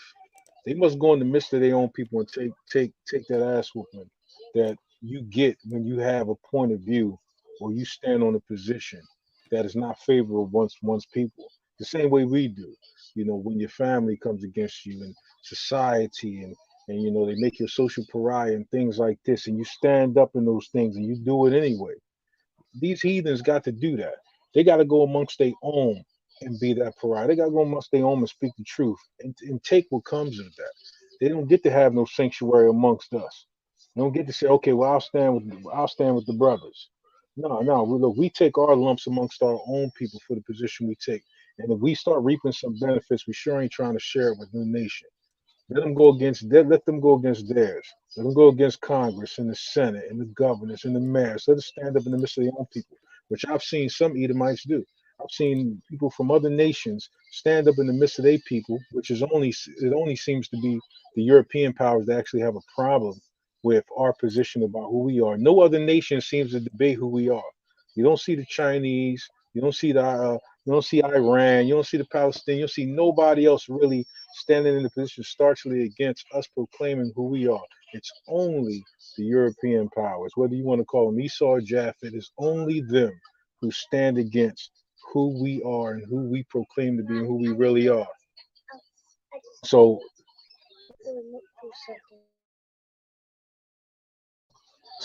I would say that let them go again amongst their own people and stand up on the truth and let the Most High deal with them bountifully for doing that. Just like you see with some of the videos online where they do stand up for their people. But all that civil rights holding hands like it did, and that was used to pretty much handicap our peoples into the ghettos and cause the situation we got right now by joining with certain groups. Let us get mercy from them on the outside and let them stand up for us in another way. But standing side by side with us, gonna have to come after we establish it, in my opinion. Okay, so let me ask you a question, because I want to bring some clarity. I hope you're not saying that nobody here is saying that. They stand side by side with us. Oh no. I'm Okay, not saying that all right, anybody here is saying that. I'm saying in okay. the sense that just in case, and just in case some are listening, I have no problem whatsoever with any nation speaking the truth, saying who we are. But the thing is that our family is coming together without that. We're going to continue to do that. If they want to do something for us, turn on your own people. Turn on your own people for this truth and be rewarded bountifully by the Most High in His own measure for you. But amongst Israel going to stand together. If it only be for one time before we leave, we're going to stand together only with each other, walking out of here. Yeah, and make no mistake about it. Uh, put a one up if you know our stance on making any sort of connections with the heathen. I believe I did a KC.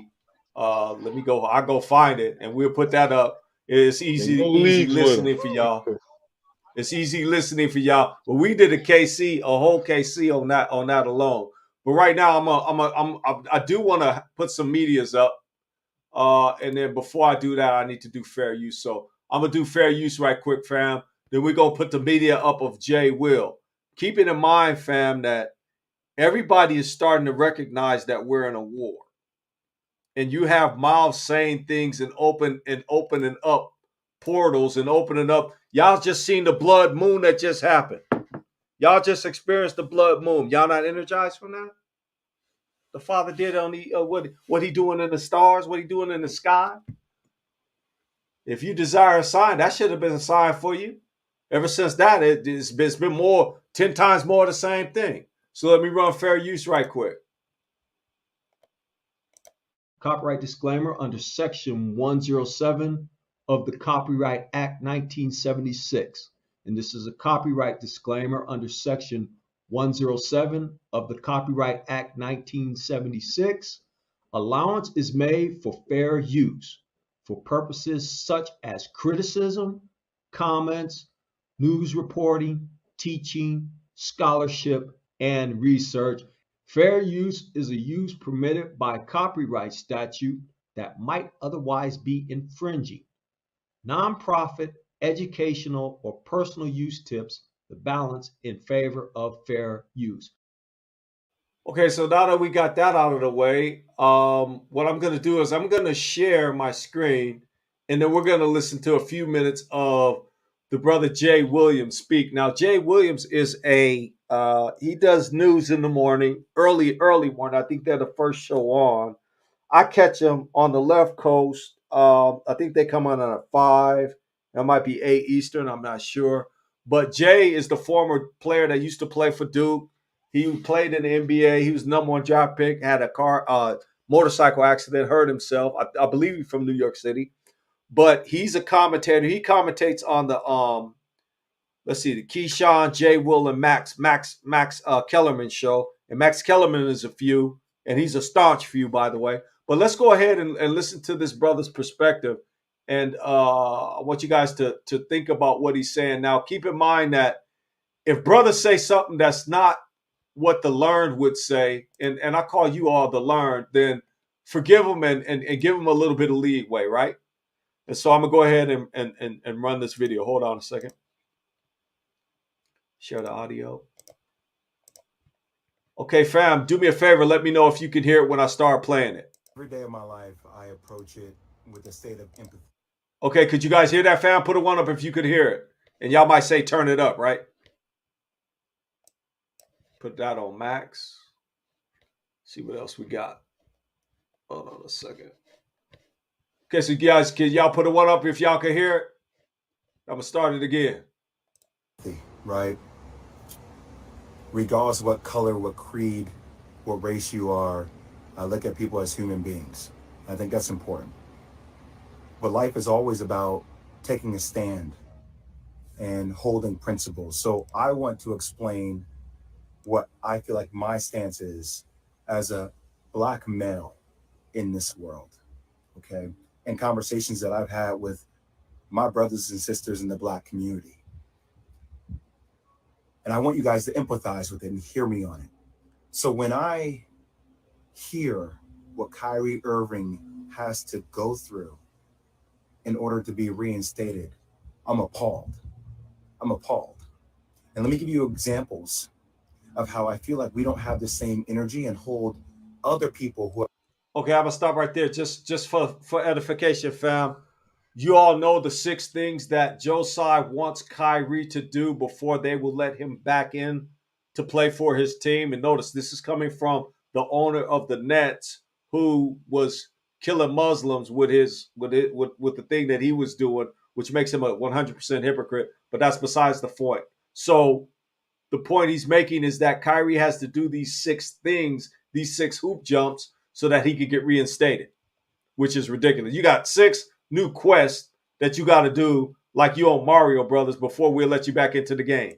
Who have dealt with racial tropes accountable. So when Sarah Silverman does blackface, or when Don Imus says nappy-headed hose, or when Howard Stern calls somebody the N-word in the skit, or when Brett Favre takes money from the state of Mississippi, we don't ask them to get sensitivity training. We don't ask them to donate $500,000. We don't ask them to meet with the Black National Caucus. They apologize. And then, you know what? The rest of the world moves on. But what I feel like is happening here, and that's how in the Black community, like we've been told that's how the process works, right? Think about that, Britt. That's how the process works. Oh, somebody does a blackface. Oh, it was a misunderstanding. We got it. Okay. You know, is that person really racist? Probably not. Was it ignorant? Probably so. Okay. We understand it. We move forward. We don't like it. We would love to hold them accountable. But society and having a lot of Black people in positions of power, we don't have the governability to do that. But what we feel like happens with Kyrie is even after an apology, it's not enough. We feel like there needs to be more. And a lot of people I've spoken to over the last couple of days talk about this thing. Older mentors of mine talk about buck breaking. And so we talk about tropes.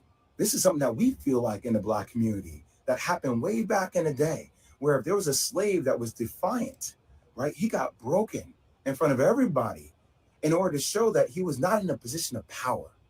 And that at the end of the day, he had to do what he was told to do because that's what was mandated of him.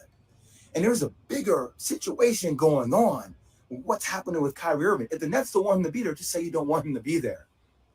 But we should hold everybody accountable, even owners of teams accountable with things that are happening in other countries, i.e. China and Uyghurs and the Muslim genocide that is occurring, that we hear Enes Kanter talk about. But we don't keep the same energy for everybody. we pick and choose what conversational points we want to make more polarizing. And I might lose my job. I might lose deal opportunities in the future for speaking out about even the platforms that continue to promote and profit a movie that is considered anti-Semitic to billions of people. They don't have to be accountable. Who is accountable? But we're going to put everything on the shoulders of Kyrie Irving, who, even though he said, I cannot be anti-Semitic because if I know where I came from, stating that he's one of the 4 lost tribes.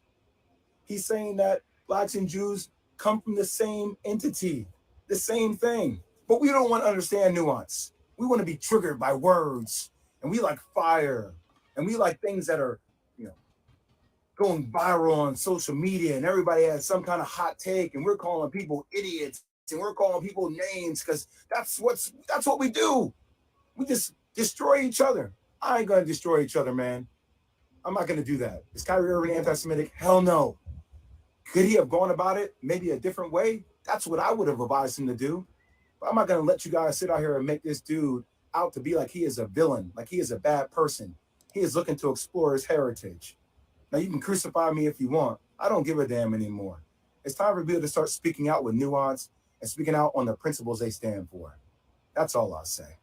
Listen, here's the sad part about all of this. Kyrie Irving.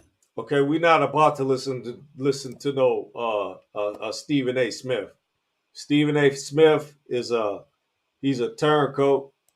Stephen A. Smith is one of the ones that would get a rubber necklace if he was in South Africa. For those of you who know what's up with South Africa and that necklace. Brother Elisha, what say you to that Jay Will video, brother? So say he said exactly what the sentiments was that we spoke prior to these things happening, like speaking about the fact that these things that they're doing to Kyrie for basically not saying anything, no different what they were doing to Kanye. We're not putting up with this stuff anymore. If you want to do a body count, you want to do a body check on the debt that these Jewish people owe us personally. We're talking about their roles and what they've done to us through the transatlantic slave trade.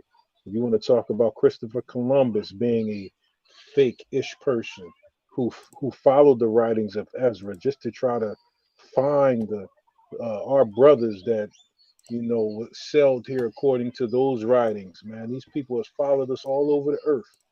And we could talk about a lot of these ish people that did these things. That, you can't come at us. You can't come at Kyrie. You can't come at any of the brothers who know who we are. I'm talking about as Jews. Esau may be a Hebrew, yes. Yeah, he's even a Shemite. But that's stealing of the nationality. Yeah, we're not going for that. We're not going for making an example out of our people anymore because they speak truth, especially by some of the people who afflicted us. And let me tell you, that's what a lot of people are waking up to, and there's other people who spoke out on this subject. So I think we're witnessing what we already knew was the awakening. We're witnessing that our people is not putting up with this anymore. So, and that's a beautiful thing to see when other people come out and say, you know what, I don't care what they do to me. I'm not going to watch what you're doing to my Israelite brother. I know they ain't the words he used, but that's essentially the spirit that he came in. That dovetails perfectly into the next 2 media pieces I'm going to show. Now, this is from our brother Ronald Dalton, and I can't find this on his Twitter feed, but this is what he said. And he said this, and notice what you haven't seen. Everybody been saying, oh, he's anti-Semitic, this, that, and the third, right? But check out what Ronald Dalton said in a press release. And this was done, I think, a day or so ago. It says press release. I'm not apologizing for nothing because I can't be anti-Semitic because I am an Israelite. Shemitic. Still waiting for a debate with the top rabbis to prove who is an Israelite by blood and who can rightfully use the word anti-Semitic. This brother got called into their office. He got called into their office. And they said, hey, come sit down and meet with us. And he left out the office standing like this. After ADL and Josiah made him a millionaire. So this is the press release that he put up. I can't find it on his page. I'm not going to read it all. I'll read the first couple of paragraphs. Came out November 6th. We had November 9th now. How come no news media has put this up? How come no news media has said anything about this? No news media has said anything about this. Why is that? Somebody help me. They was quick to call him anti-Semitic. Look what he says. I vehemently reject and condemn any forms of prejudice or hatred towards any person, regardless of their race, religion, ethnicity, lineage, ancestry, or sex, as well as violence, racism, bullying, discrimination, black Jew-phobia, and the misuse of the term anti-Semitism. He put him on blast when he did this one, though. He came succinct right there, because there's no such thing as no Semitic. Show me a Semitic in the book. I ask y'all that every chance I get. Show me a Semitic in the book. I remember there was three. There was Ham, there was Shem, there was Japheth. There was no semi. There was no semi-sweet chocolate chips in the basket. You had Ham, you had Shem, and you had Japheth. So where is Semitic at? Where you get semi from? You just made something up because you knew you wasn't Shem. Let's keep reading this for a minute. Therefore, myself or anyone today who is the descendant of Shem's 5 sons cannot be anti-Semitic. As a Shemite, I am against any form of anti-Semitism in America or worldwide. And then he goes into scapegoating and talking about roots and everything else. So if y'all want to, I'll put this in the chat. Y'all go to the brother's channel and go ahead and read it, right? Because I did read the whole thing. Yes, I did. I read the whole thing. Hopefully that link will be able to get you there. But I want to go back and look at some more Ronald Dalton stuff. Go ahead, bro. Nah, I was just going to say real briefly is that they know what's on the line here by focusing in on who are the blood descendants of Abraham. They know what's on the line if they acknowledge that we are the true Israelites, the true Jews, the true tribe of Judah or Yahada. They know that if they acknowledge that, and our people finally as a whole recognize this truth, then what's the next question when you find out that you are a particular people and certain things belong to you? Hence the land of Israel, that they got our people over there living out there in the desert of Arad and Damona as trying to get permanent residency status. What happens when we know and acknowledge that we are these people? What do we say to the people that we know are not those people about the land they live in today? What happens next is we start to demand what belongs to us, and we move into houses that we didn't have to build or furnish, and we take control of vineyards we didn't have to grow. We did end up taking possession of fields we didn't have to cultivate. They know that that's next, because one thing about our people, we find out something belongs for us, we want that. We want that, and we're willing to do whatever it takes to get what belongs to us back. We know how our people is. That's what they're trying to avoid. That's why they want to make a public example of Kanye and Kyrie and whoever else will come out there and even allude to such a question like that, even though they won't acknowledge it. They'll try to make it about something else. But they know they're gonna know we're gonna come out and say, "Give me." I don't got nothing else to say. We the Jews, we the Israelites. Give me. Let's take a look at this comment right here. Semi-1, a prefix that means half, as in semicircle, half a circle. Prefix that means partly, somewhat, or less than fully, as a semi-conscious partly. So you are a half Jew. You're not even a full. So you need to stop lying, because if you go off your mama lineage, you're already an heiress. Because the book that you claim you believe, it go by the seed of the man. So you are European. You are Euro. Let's take a look and see. Ronald Dalton has been dropping some hammers on these people. We're gonna look at a couple of his quotes. Now, Ronald Dalton is fully engaged in the war. Now the question becomes, is everybody in the chat, are all Israelites engaged? And we start getting on code. Because I heard another brother who does a boxing channel. He was talking about, hey, you know what? We don't need to be fighting amongst ourselves in front of these people. All that should be happening behind closed doors. They keep shaking the Israelites, keep shaking them. Boom! Nuclear bomb done hit. And it's the Israelites. Ronald Dalton says, never in my life have I seen such fear from the mass media. Exactly what you was talking about, Elisha. So many fear from the mass media, the NBA, the ADL, and the Jewish community over one movie. What will they do about my other 6 movies and the coming movie, Hebrews to Negroes 3, Sound the Alarm? They can't stop my DVDs selling on the Negro Network. They can't. Remove anti-Semitic film promoted by Kyrie Irving as sales skyrocket after NBA star support. Look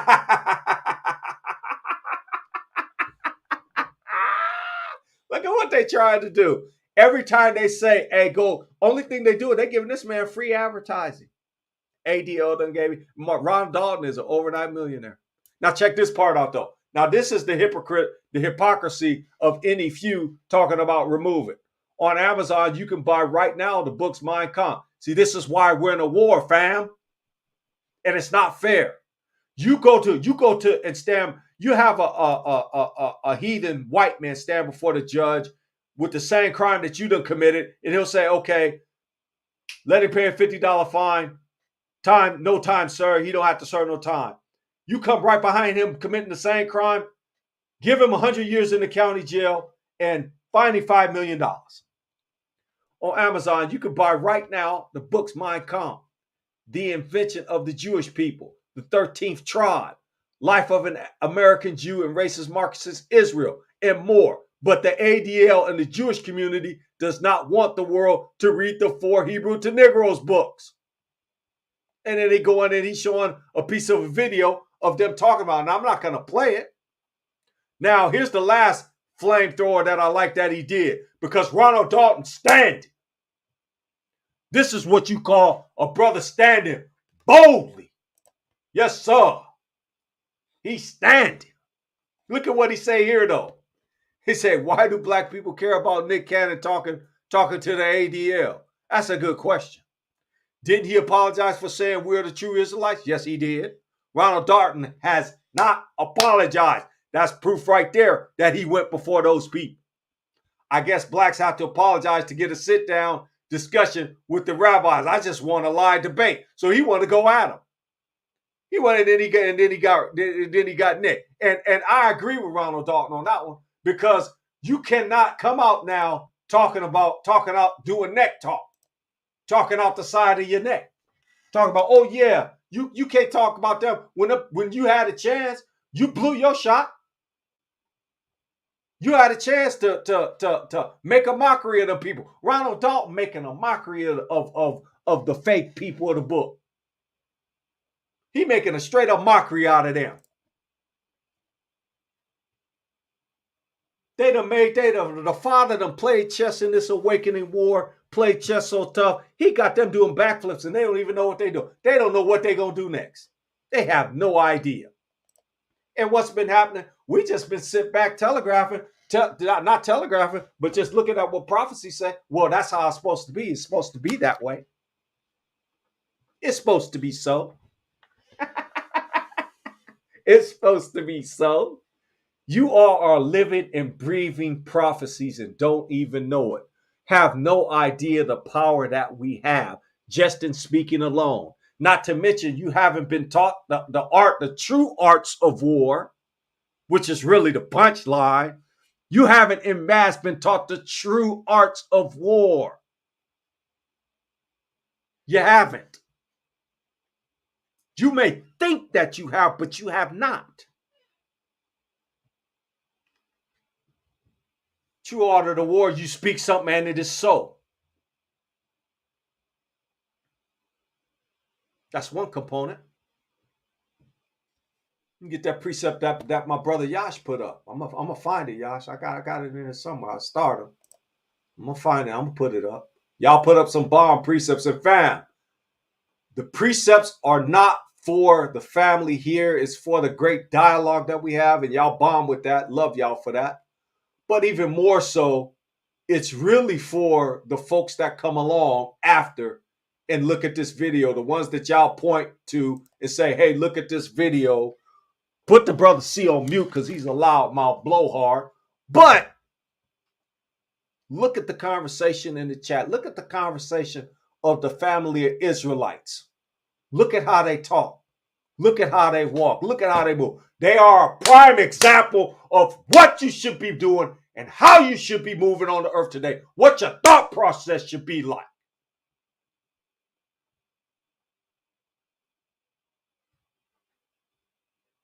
How you thinking. How you living. How you moving.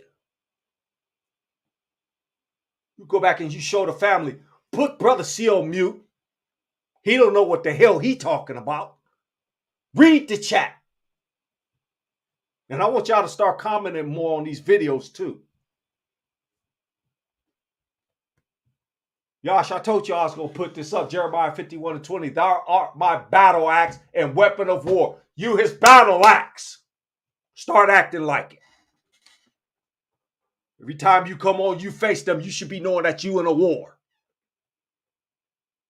Every one of y'all should be on a wartime footing, not on a playtime footing, not on a let's play footsie with the heathen footing. Let's entertain them and bring them in footing. Let's rock out with them and make them a leader over our people so they can be teaching our people and leading them to degradation. Dana, whatever that heathen name is. Dana Stevens.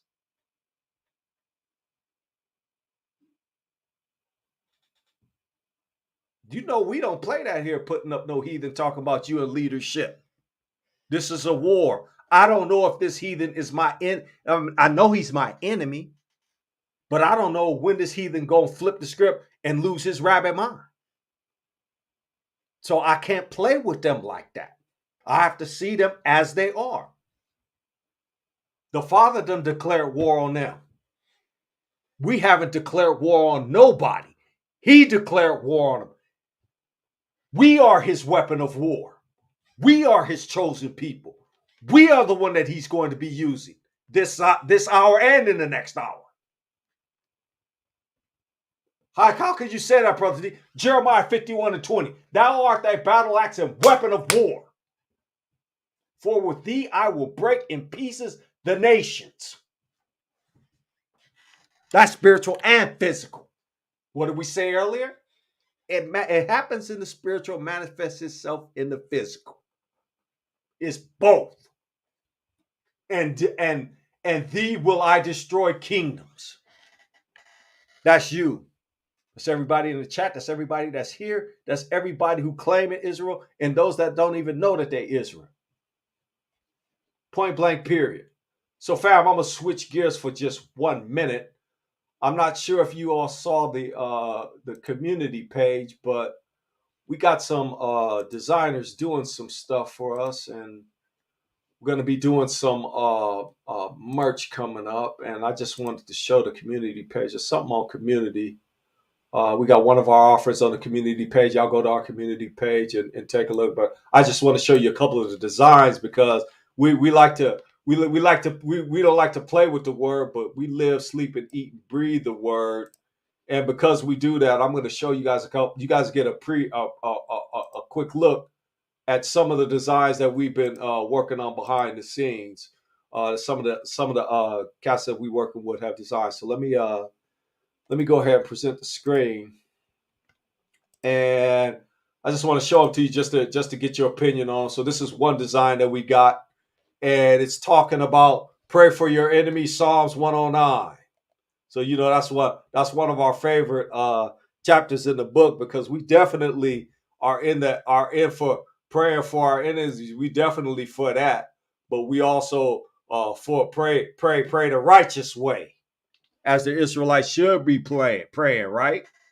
Our ancestor David, this is his prayer to his enemies, to the Father about his enemies and what he hoped for them, right? And so we're gonna start off with then we're gonna be doing like, you know, t-shirts, hoodies, and things of that nature. But that's one of our male versions. You can see the detail now. It's pretty detailed. It's pretty good work. Let's see the other one. Oh no, not that one. That's the wrong one. That wasn't it. That's just a thumbnail for the other one. And this is the female one that we got for Pray for Your Enemies. We're gonna be doing some different stuff with the fonts, but that's how that one looks. Pretty good detail. Sister looking up, talking about Pray for Your Enemies. She got that stern look on her face because she's fed up just like everybody else, just like everybody else, all the other Israelites on the earth that's fed up. And so that's just giving you an idea. I'm gonna stop sharing my screen, give you an idea of some of the directional stuff that we're gonna be doing, and that we're involved in with some graphics people that we're gonna be doing coming forward. So let's get back to the get back. So fam, knowing that you're in this war and knowing that you're in a war, you don't have to tell everybody that you're an Israelite. You don't have to wear you're being an Israelite on your sleeve. You don't have to do that. Why do you say that, brother? See, you don't have to do that because of the fact that if you're in a war, that's intel. That's secret intel. That it's almost like, okay, I'm not going to share with you everything that I'm doing, but at the same time, I need to move like I am a spy, right? Just like how the brother Yash says, you move like a spy. I tell y'all this phrase all the time: be harmless, be wise as a serpent and harmless as a dove. So if the book is telling you to be wise like a serpent, you move in silence, you move with a purpose, with the idea that you're going to accomplish something. See, Israel doesn't have their own CIA. The fews got Mossad. The fews could tap into MI5, MI6. They can tap into the KGB. They can also tap into the CIA and the FBI and any other alphabet soup, because like it or not, all of the European alphabet soups are connected, and they share intel and information. They know everything that there is about you. They know what you bought for dinner tonight. Trust that. If they want to look it up, they can find it. But we need to get on a wartime footing. Yash, you blazing right now. We need to have a warframe mindset when you're dealing with these people, and to have a loving mindset when you're dealing with your own people. You need to be able to be in this war and know who you're fighting against, know who your enemy is. Fight against your enemy. Don't fight against your brother. Don't fight against your sister. Your enemy has already made open war against you. It shouldn't be hard to figure out who you should be fighting. Shouldn't be hard at all. Shouldn't be hard at all. That's correct. The Most High. Matter of fact, the book, if you read the book will give you a lot of good intel, right? Somewhere in the book, somebody sent some spies out to go get a report. He said, go get a report, see if we could take this city, right? Y'all go get them precepts. Y'all know where it's at. Go get a report, see if we could, we at war. You need to go get a report, see if we could take them.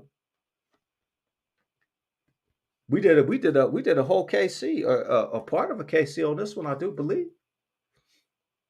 The Father is definitely going to be providing intel to us. But then we don't need that at the same time. We don't need to be sharing that intel with the heathen. I'm gonna tell the heathen, I'm gonna laugh at the heathen. I could go find some of the posts I did where I posted them at. Matter of fact, I'm gonna look one up now while we talking. And you'll get an example of where I'm at, because I look at their physicians of no value and I laugh at them. I don't tell them, hey, I'm Israel, because that's irrelevant. It's irrelevant that I'm Israel. Totally irrelevant. I appreciate the comments on the on the graphic artwork, and that's really just one of the we got a lot of things planned, a lot of things cooking, and we're gonna do some shock and also some shock treatment, but I'm not gonna get into that because Israel is really Israel. They should call y'all the show me nation because they don't want to hear you talking about it. Just go do it and then show us. Israel need a sign. Israel desire a sign. Somebody get that precept. Book say Israel desire a sign. So now, are you on a wartime footing where you only share your intel, the good intel, with your family? I'm not sharing no good intel with the heathen. Only thing I'm doing is laughing at them. Brother Elisha, what say you?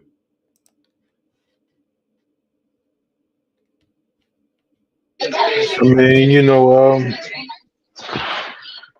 everything that's happening right now, and I don't want to reveal too much, but you're just seeing a lot of people who had got their lashes from making certain comments coming out and in support, in not the most overt way, but in a way where they can keep their platform. All these things is to the glory of the Most High. And when brothers ask me, at times, what's next? What are we to do? We're watching what's next. I mean, we're being moved according to that end.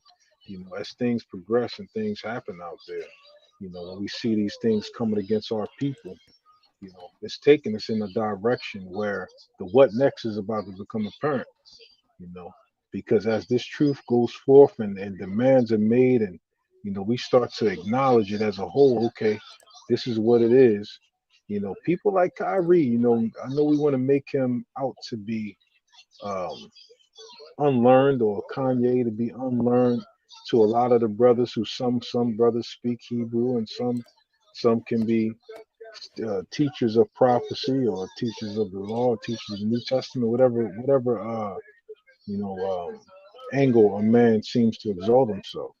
That you have these brothers that come along that probably seen one of you guys' videos, and he speaks, and then he gets this renown, he gets this recognition. But the Most High is using them for that. Certain things we can't accomplish. Being on the level that we are, we can only do and produce fruit according to the work that we've been given. So I think it's a blessing. In fact, I don't think it's a blessing. It is a blessing, But I know what's next. You can even hear sentiments being reiterated by like Kyrie that God is going to protect us. Kyrie's talking about the judgments written. When they say, well, if y'all keep coming at us, this is going to happen. But that's the judgments written. So, I think we need to go forth, and I'll read that precept. If I keep up with it, says, and one of his servants said, none, my lord, O King Elijah, the prophet that is in Israel, telleth the king of Israel the words that thou speakest in thy bedchamber.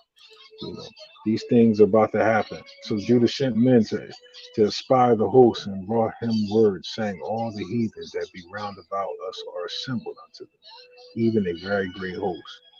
So don't be afraid now. This is time of joy, and I think that we need to be praying for the judgments. We need to be praying that more Kyries step up, whether they are able to articulate these things the way we want to, whether they be able to disseminate the information in the best way as beautiful orators, or this, if they come out archaic and say it in whatever way they can, I guarantee you this, everybody understands. Would you hurry up and move that off the list, please? That's part of it.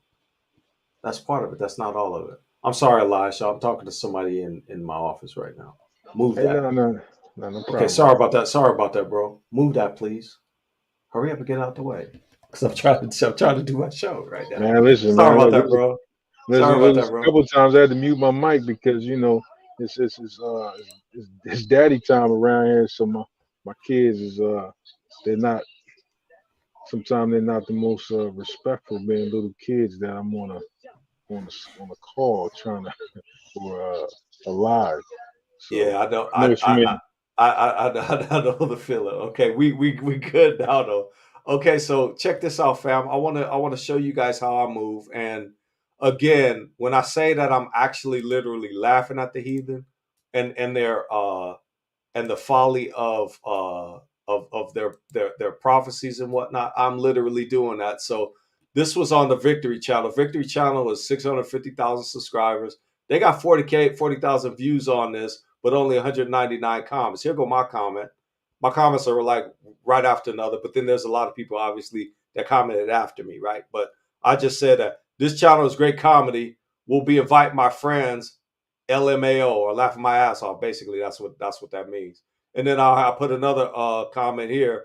I thought the blood moon represented a red wave. So they were talking about the blood moon representing a red wave. They don't know that the Father done put a lion spirit in their mouth. And this is one of your top white evangelical prophecy channels lying about whatever it is that they lying about. And I tell them succinctly, your prophets, they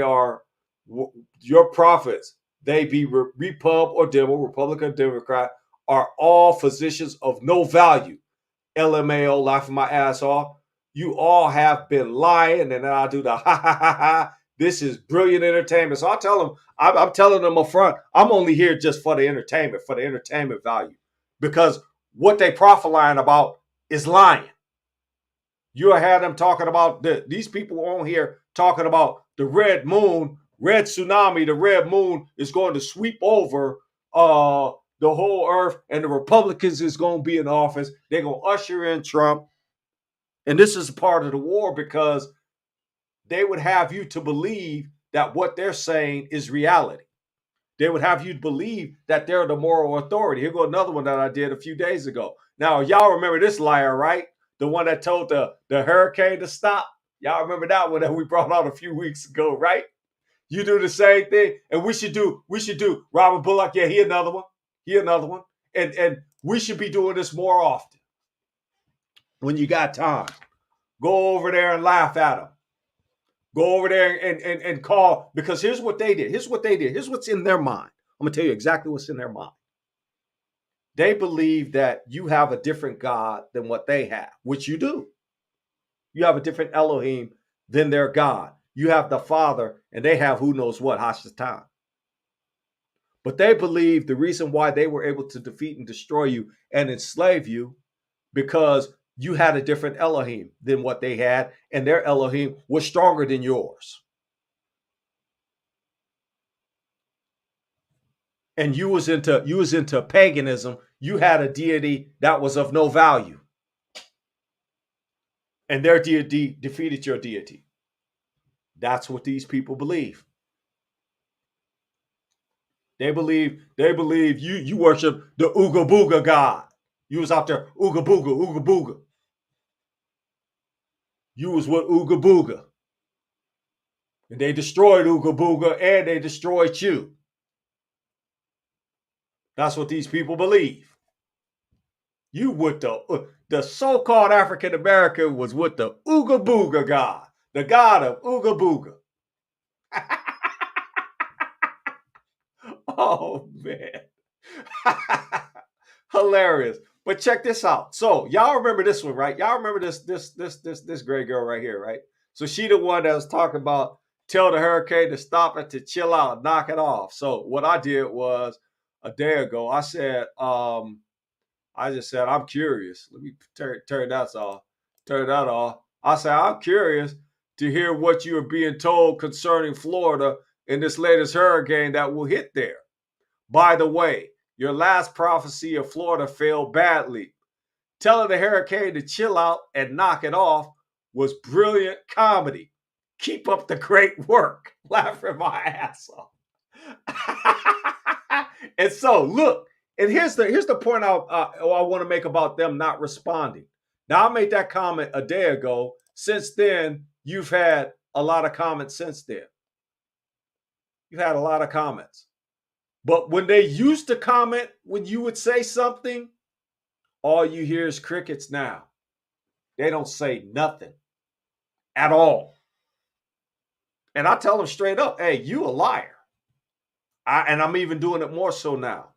I used to wasn't jumping out there like that because I'm like, okay, I'm gonna leave these people alone. I'm gonna leave them where they at. Now I'm not. Now I don't even care. I'm like, I don't care nothing about y'all. I'm gonna go ahead and laugh at y'all. So I tell them, your prophets is liars. They got a lying spirit in their mouth that the Father done put there, and that's all you gonna do is be telling lies. Let's see what's up with the family in the chat. So now, fam, you do know, and you need to tell your family, Fam, we in a war. If you haven't already told them, you need to tell them. We have been at war since we came out the womb. Nobody told us that we was at war, but since the Father awakened us, he told us that we was at war. So now if he told us that we was at war, we should be on a wartime footing. Period. They don't even want to troll it. Yeah, and that's another thing. They didn't stop because you know why? Since 2019, they know that they're in trouble. The heathen really knows that they are in trouble right now. And so when you tell them they're in trouble, they're like, okay, I'm not going to say nothing to this person because they might be right. You telling somebody that's been whooping your ass all of this time that they're in trouble now, that your father getting ready to come see him? The Father is the Father is visiting earth.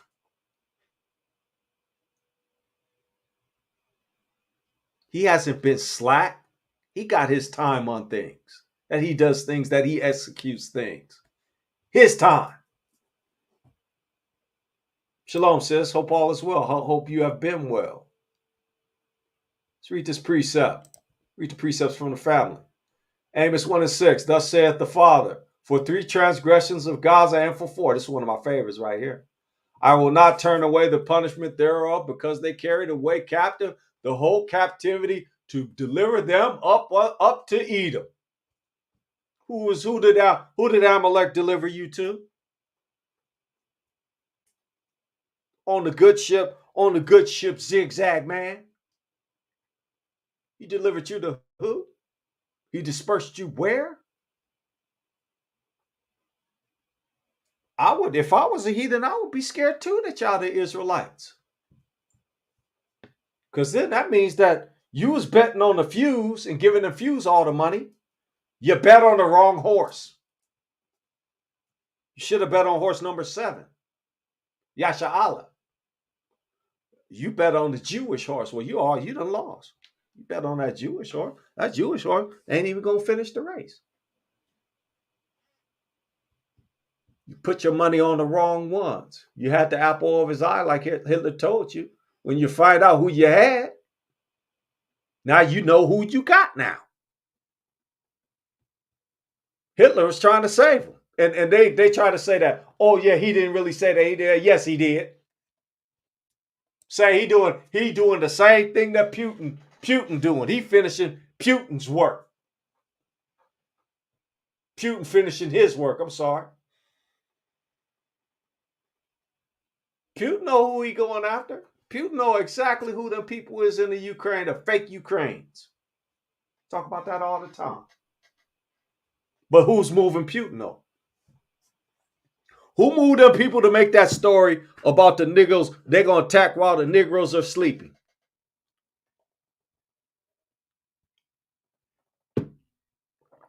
Who moved Kyrie and Kanye to jump out the window? Jay Will to jump out the window. Nick Cannon jump out the window and say, oh, that's my money. I got to go to the ADL.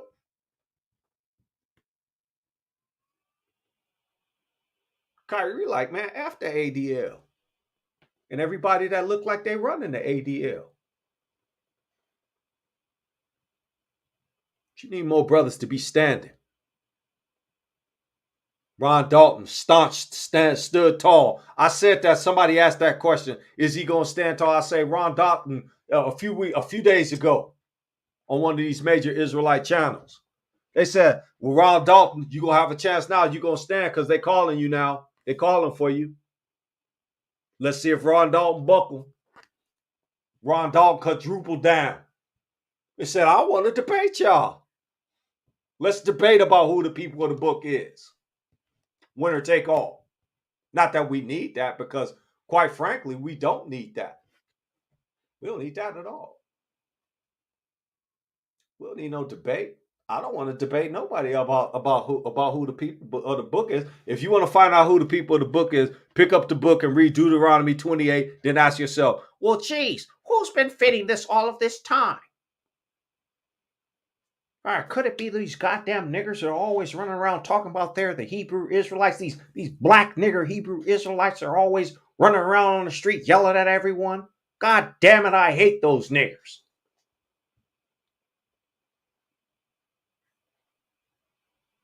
Yeah, you hate them and you don't even know why. The perfect hate that they had for us has been spiritual all this time, and we've been at war all this time. But here's the beautiful thing, and I've been saying this for a long time too. The generation after me and the generation after this generation, the generation after me does not play any games. Does not play any games at all. Now imagine the generation after them, the ones that are children now. Because this generation, there's 2 generations between me and the babies. I do believe. But the generation after me, y'all not no joke. Y'all on point, as far as I'm concerned. My children, my sons, my daughters, they way more sharper, way more on point than what I was. Way. And that's without even considering the wisdom and knowledge that their father give them. Man, if I had came up in this technological time, we was trying to do things with the old technology that now they do with technology now. It's like, wow, really? Try to do what you was. I'm gonna let y'all peer in for a minute. Try to do what y'all doing now on Linux or DOS based machines. I'm gonna leave that where it is. I'm gonna leave that where it is. But this generation, you all are not a joke. My generation is not necessarily a joke either, but I will say that we did drop the ball. However, in this awakening, you've had more of my generation wake up than ever before, which is a beautiful thing. We got a lot of work to do, family. I know that, but I will say this. What is happening is a beautiful thing. It is a beautiful thing right now. You on Linux right now? I'm on the old Linux and DOS is brothers. That's all I'll say. Command line is beautiful. I just don't want my UI to be in to be looking archaic, right? I don't want my UI. I want my user experience to be rich, like how you young stars got these apps right now where all the stuff is done for you. All you gotta do is click a button and zap like wow, it happened, right? Are you ask yourself the question? Are you on a wartime footing? Does your wartime mindset aligns with the Father playing chess with the earth? He made the declaration of war. He declared war and he gonna use his battle axe Israel. Is that in your mind? When you on these jobs and when you doing this work for people, are you thinking about, hey, you know what? I'm gonna get this game and I'm gonna flip it back around. I'm gonna use it for the kingdom. Matter of fact, not only I'm going better, I'm perfected. I ain't gonna share all of this with them. I'm gonna say some back for the kingdom. I'm doing this building my eyepiece for the kingdom. Building my eyepiece for my people. I'm not selling my eyepiece to Bill Gates or to the Fuse. They can't Sam Cooke Ronald Dalton because they don't want that IP. They don't want an IP that's uplifting for our people. That's why they turn rap into trash. But gangster rap and money, clothes, and hoes, all the brother knows. That's for y'all East Coasters. Huh? You mean to tell me as brilliant as our people is, that's all we know?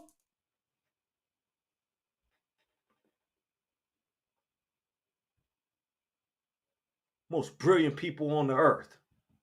But we coming into our own though. I'm encouraged by what I'm seeing. Y'all should be encouraged. Y'all should be encouraged because the Father is moving on your behalf. He done declared war on all nations, especially Psalms 83. And if you're part of his army, you should know that he declared war. And if you know that he should declare war, get a wartime mindset. You awake now? No, you awaken to the war. You came out the womb, you had your armor on. You came out the womb, you had your spiritual gifts. Now you need to jump into the fight. The ish, they confounded beyond recognition. They don't know what to do right now, sis. And family in the chat, the views are like they are so confounded right now. And I'm sitting back just laughing, just cracking up. If you want to know what's happening on the earth, sit down and talk with an Israelite. An Israelite will be able to tell you. Nobody else can. And I'm saying this because it has more to do with who he gave the book to, who he gave his commandments to, and who he chose. We are a peculiar people. We are different than everybody else on the planet. We are. We always have been. But I don't think that y'all recognize how great you really truly are. Yeah, they scrambling, sis. The whole thing backfired on them because the father's not really playing around with nobody right now. He's not playing chess with us. He's not playing chess with nobody on the earth because nobody can play chess with him, first of all. Second of all, it's kind of like it's a moot point because he controls the whole board. He created the board, put everybody on the board, and then he moves the board how he sees fit. They scrambled eggs and toast. They straight scrambled eggs right now. They got no clue on what they doing. They confounded themselves with that one. They like, oh man, we jumped out the box and made this man rich. Made Ronald Dalton a millionaire in a couple of days. Ain't that fantastic? That's fantastic. I'm proud of the brother Ronald Dalton. Not hating on the brother. What should happen is you see another brother's or sister's success, do not hate on. You should be proud of them and look forward to yours. Talking about you hating on the brother for what? Hating on another sister, why? I appreciate that because that means that, okay, we all on the right track. We're already on the winning team. We're on the right track with what we're doing. Israelite success is family success.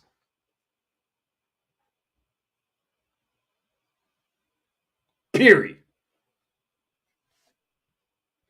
Peculiar and proud. That's right. Y'all should be excited about. Put a one up if you're excited about this time right now. I'm going to beat y'all to the punch since I asked the question. Put a one up if you're excited. Excited to be alive. Excited to be hollering at the Father. Prayer and fasting. Believe in his word that he gave you. Talking to people, your people about the book, not nobody else.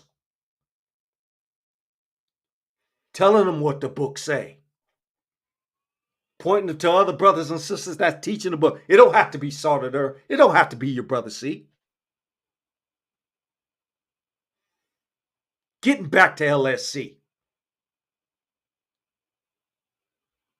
Gotta be excited, fam. Come on now. I want everybody, we about to close. Everybody should put a one up. So what? My brother Josiah Ben Yehuda, this is what he said. Multiply it. Y'all got to be waking up every day talking about what is the Father going to do today? What is he going to do? One day I was driving to work. And I was having a praise and worship session with the Father. It was dark. Praise and worship, just and I don't do it all the time. I'm not gonna sit there and lie and say that I do. Doing it this time though. And I'm talking, praising him, lifting him up.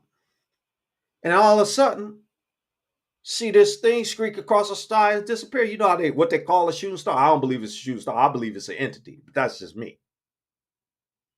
It went light and bright, and then it went poof. Just disappeared. I'm like, okay, I appreciate that, Father. Thank you for showing me that. But I wish y'all knew how tight we was. I'm not gonna say how tight you are. I wish y'all knew how tight we was as a family, as a people, individually and collectively. I wish y'all knew. I wish I knew. I have an idea.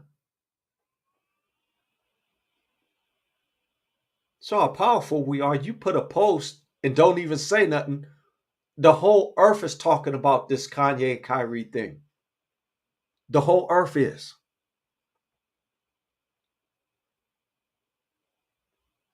That's the power that you Israelites have if you stand on something and you hold firm. Do you think that if you hold firm and the Father see you holding firm, he not going to honor that?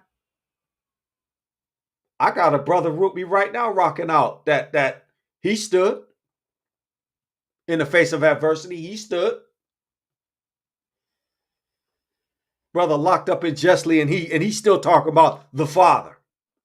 He's still talking about the law, statutes, and commandments.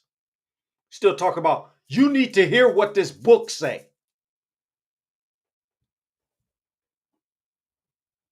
I don't care whether you hear it or not. You need to hear what this book say.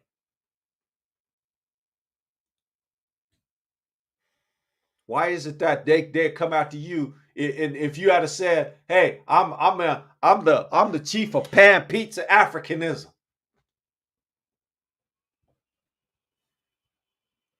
if you had said that, nobody gonna kick up a fuss. Don't say nothing that's gonna upset or offend the Untouchables. Y'all remember that old show, The Untouchables? Y'all don't remember that, the black and white. Elliot Ness now. Was that Robert Conrad? No, it wasn't Robert Conrad. The Untouchable, black and white. That was a good show. Them heathens doing what they was doing. So, fam, we're going to shut it down a little bit early, but just know this, fam. You are the greatest people on this earth. And I don't say that just to appease you. They wrote the books was wrote about us. The books that was wrote about us that's here today, they was already written, and they got them in storage. They got you and you already in storage on exploits that y'all was doing right now. I believe that. Them brothers was writing prophecies. They was writing prophetic. We only see a sliver of it. We only see a little small piece of it. But I want to press upon you and want you to know that you are great, but your children is even greater than you. And their children going to be even greater than them. Why? Because we getting back to what the book said. We getting back to our law, statutes, and commandments. We getting back to our culture. We moving different, fam. Whether you want to accept it or not. The fam is coming together. I'll tell y'all every time I get on, we talk about the dry bones. Dry bones still stood up, the muscles coming on them. The eyes is in the dry bones. We got muscles and eyes. Need the nervous system, skin, brain. What else? Then the fear part comes over the earth. Stood up a mighty, not a mighty friendship. Not a mighty courtship where you courting the other nations, you courting the heathens. Somewhere in the books it says stood up, there was a mighty army that wasn't playing around. Point blank. Get your mind right, Israel. And I know y'all are, and we are. Put a one up if you could feel us coming together. Everybody been saying, hey, when we gonna do? We doing it in real time. We doing it in real time. Point blank, period. Hey, it's a blessing to have you here. Blessing to have you here. Peace and blessings to you. Go in peace, and if you decide to return, bring your family with you, because it's all hands on deck right now. And we love you too. Trust and believe that. And I hope you felt that. I hope you felt that in the chat, and I hope you felt that with my big loud mouth. We are blessed to see this history unfold. We are definitely blessed to see. We should be thanking the Father every chance we get. Your vibration level should be, your vibration level, if it could go from 1 to 10 and 10 to max, your vibration level should be at a 25. How the Father is moving for us right now. He is, the book say he is great. Yeah, y'all say, get that precept. Well, the book say he is great and greatly to be praised. Somewhere in the book it say, if I had 1,000, something about 1,000 tongues, if he had 1,000 tongues, somebody had 1,000 tongues, they'd be praising him. Israel, y'all the next superpower that's going to be on this earth. I tell y'all that all the time. So you need to believe it, and start walking in and doing it. So I'm about done. Elisha, brother, I'm going to let you have the last words. Then we're going to sign out like how we always do.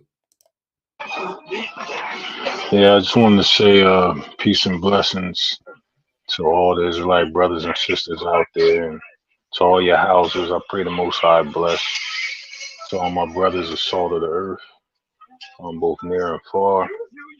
I'd also like to say that regarding to yourself, the brother said you're the next superpower. There's a part in the scriptures where it says, how could this happen unless their rock had sold them? Because Israel's still a superpower. Israel is a superpower that's been sold by our rock because of unbelief and breaking the commandments, having a stiff neck, like sinew. But this day is a great time in the history. Abraham, he longed to see the Mashiach's day, but imagine how they felt about our day when the culmination is happening. If books were to be written 100 years from now, these books are written when we're reigning in the kingdom. We would be the prophets of today, the disciples, apostles. We would be the ones that the books is written about. And you can be written about just by keeping those law, statutes, and commandments, upholding the truth. You'll have your place, just like our fathers and mothers before us. So let's go forth. Let's go forth to make, not to say make them proud, but let's be written of just like the ones who the Most High chose, and the ones who loved the Most High and kept His law, statutes, commandments. Let's be those people of our time that lead our people back into the land. And it's going to take a lot of strength. It's going to take a lot of enduring tribulation. It's going to take a lot of ridicule because of the Western mindset that we have, and the construct that we're in. So today, man, today is the day that we should be great. We are the next great superpower. We got next, as some of the brothers used to say some years ago. I don't know if they still say that. That's still being said on earth. Oh, well, we got next. That's all. Right. Once we get next, there is no after. There is no next after we got next. That's it. So that's all I want to say. All praises be to the Most High God. All praises be by Shem Yeshai and His Son, the one that's going to sit on the throne, to lead that kingdom in righteousness. Blessings to all the Israelite family out there, the brothers and the sisters in your houses.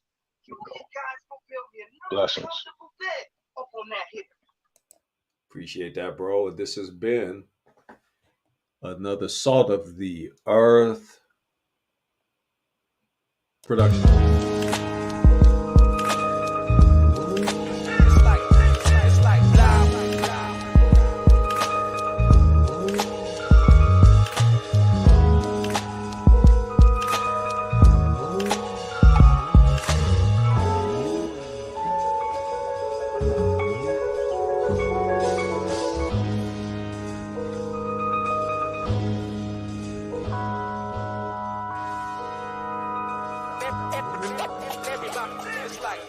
It's like lava.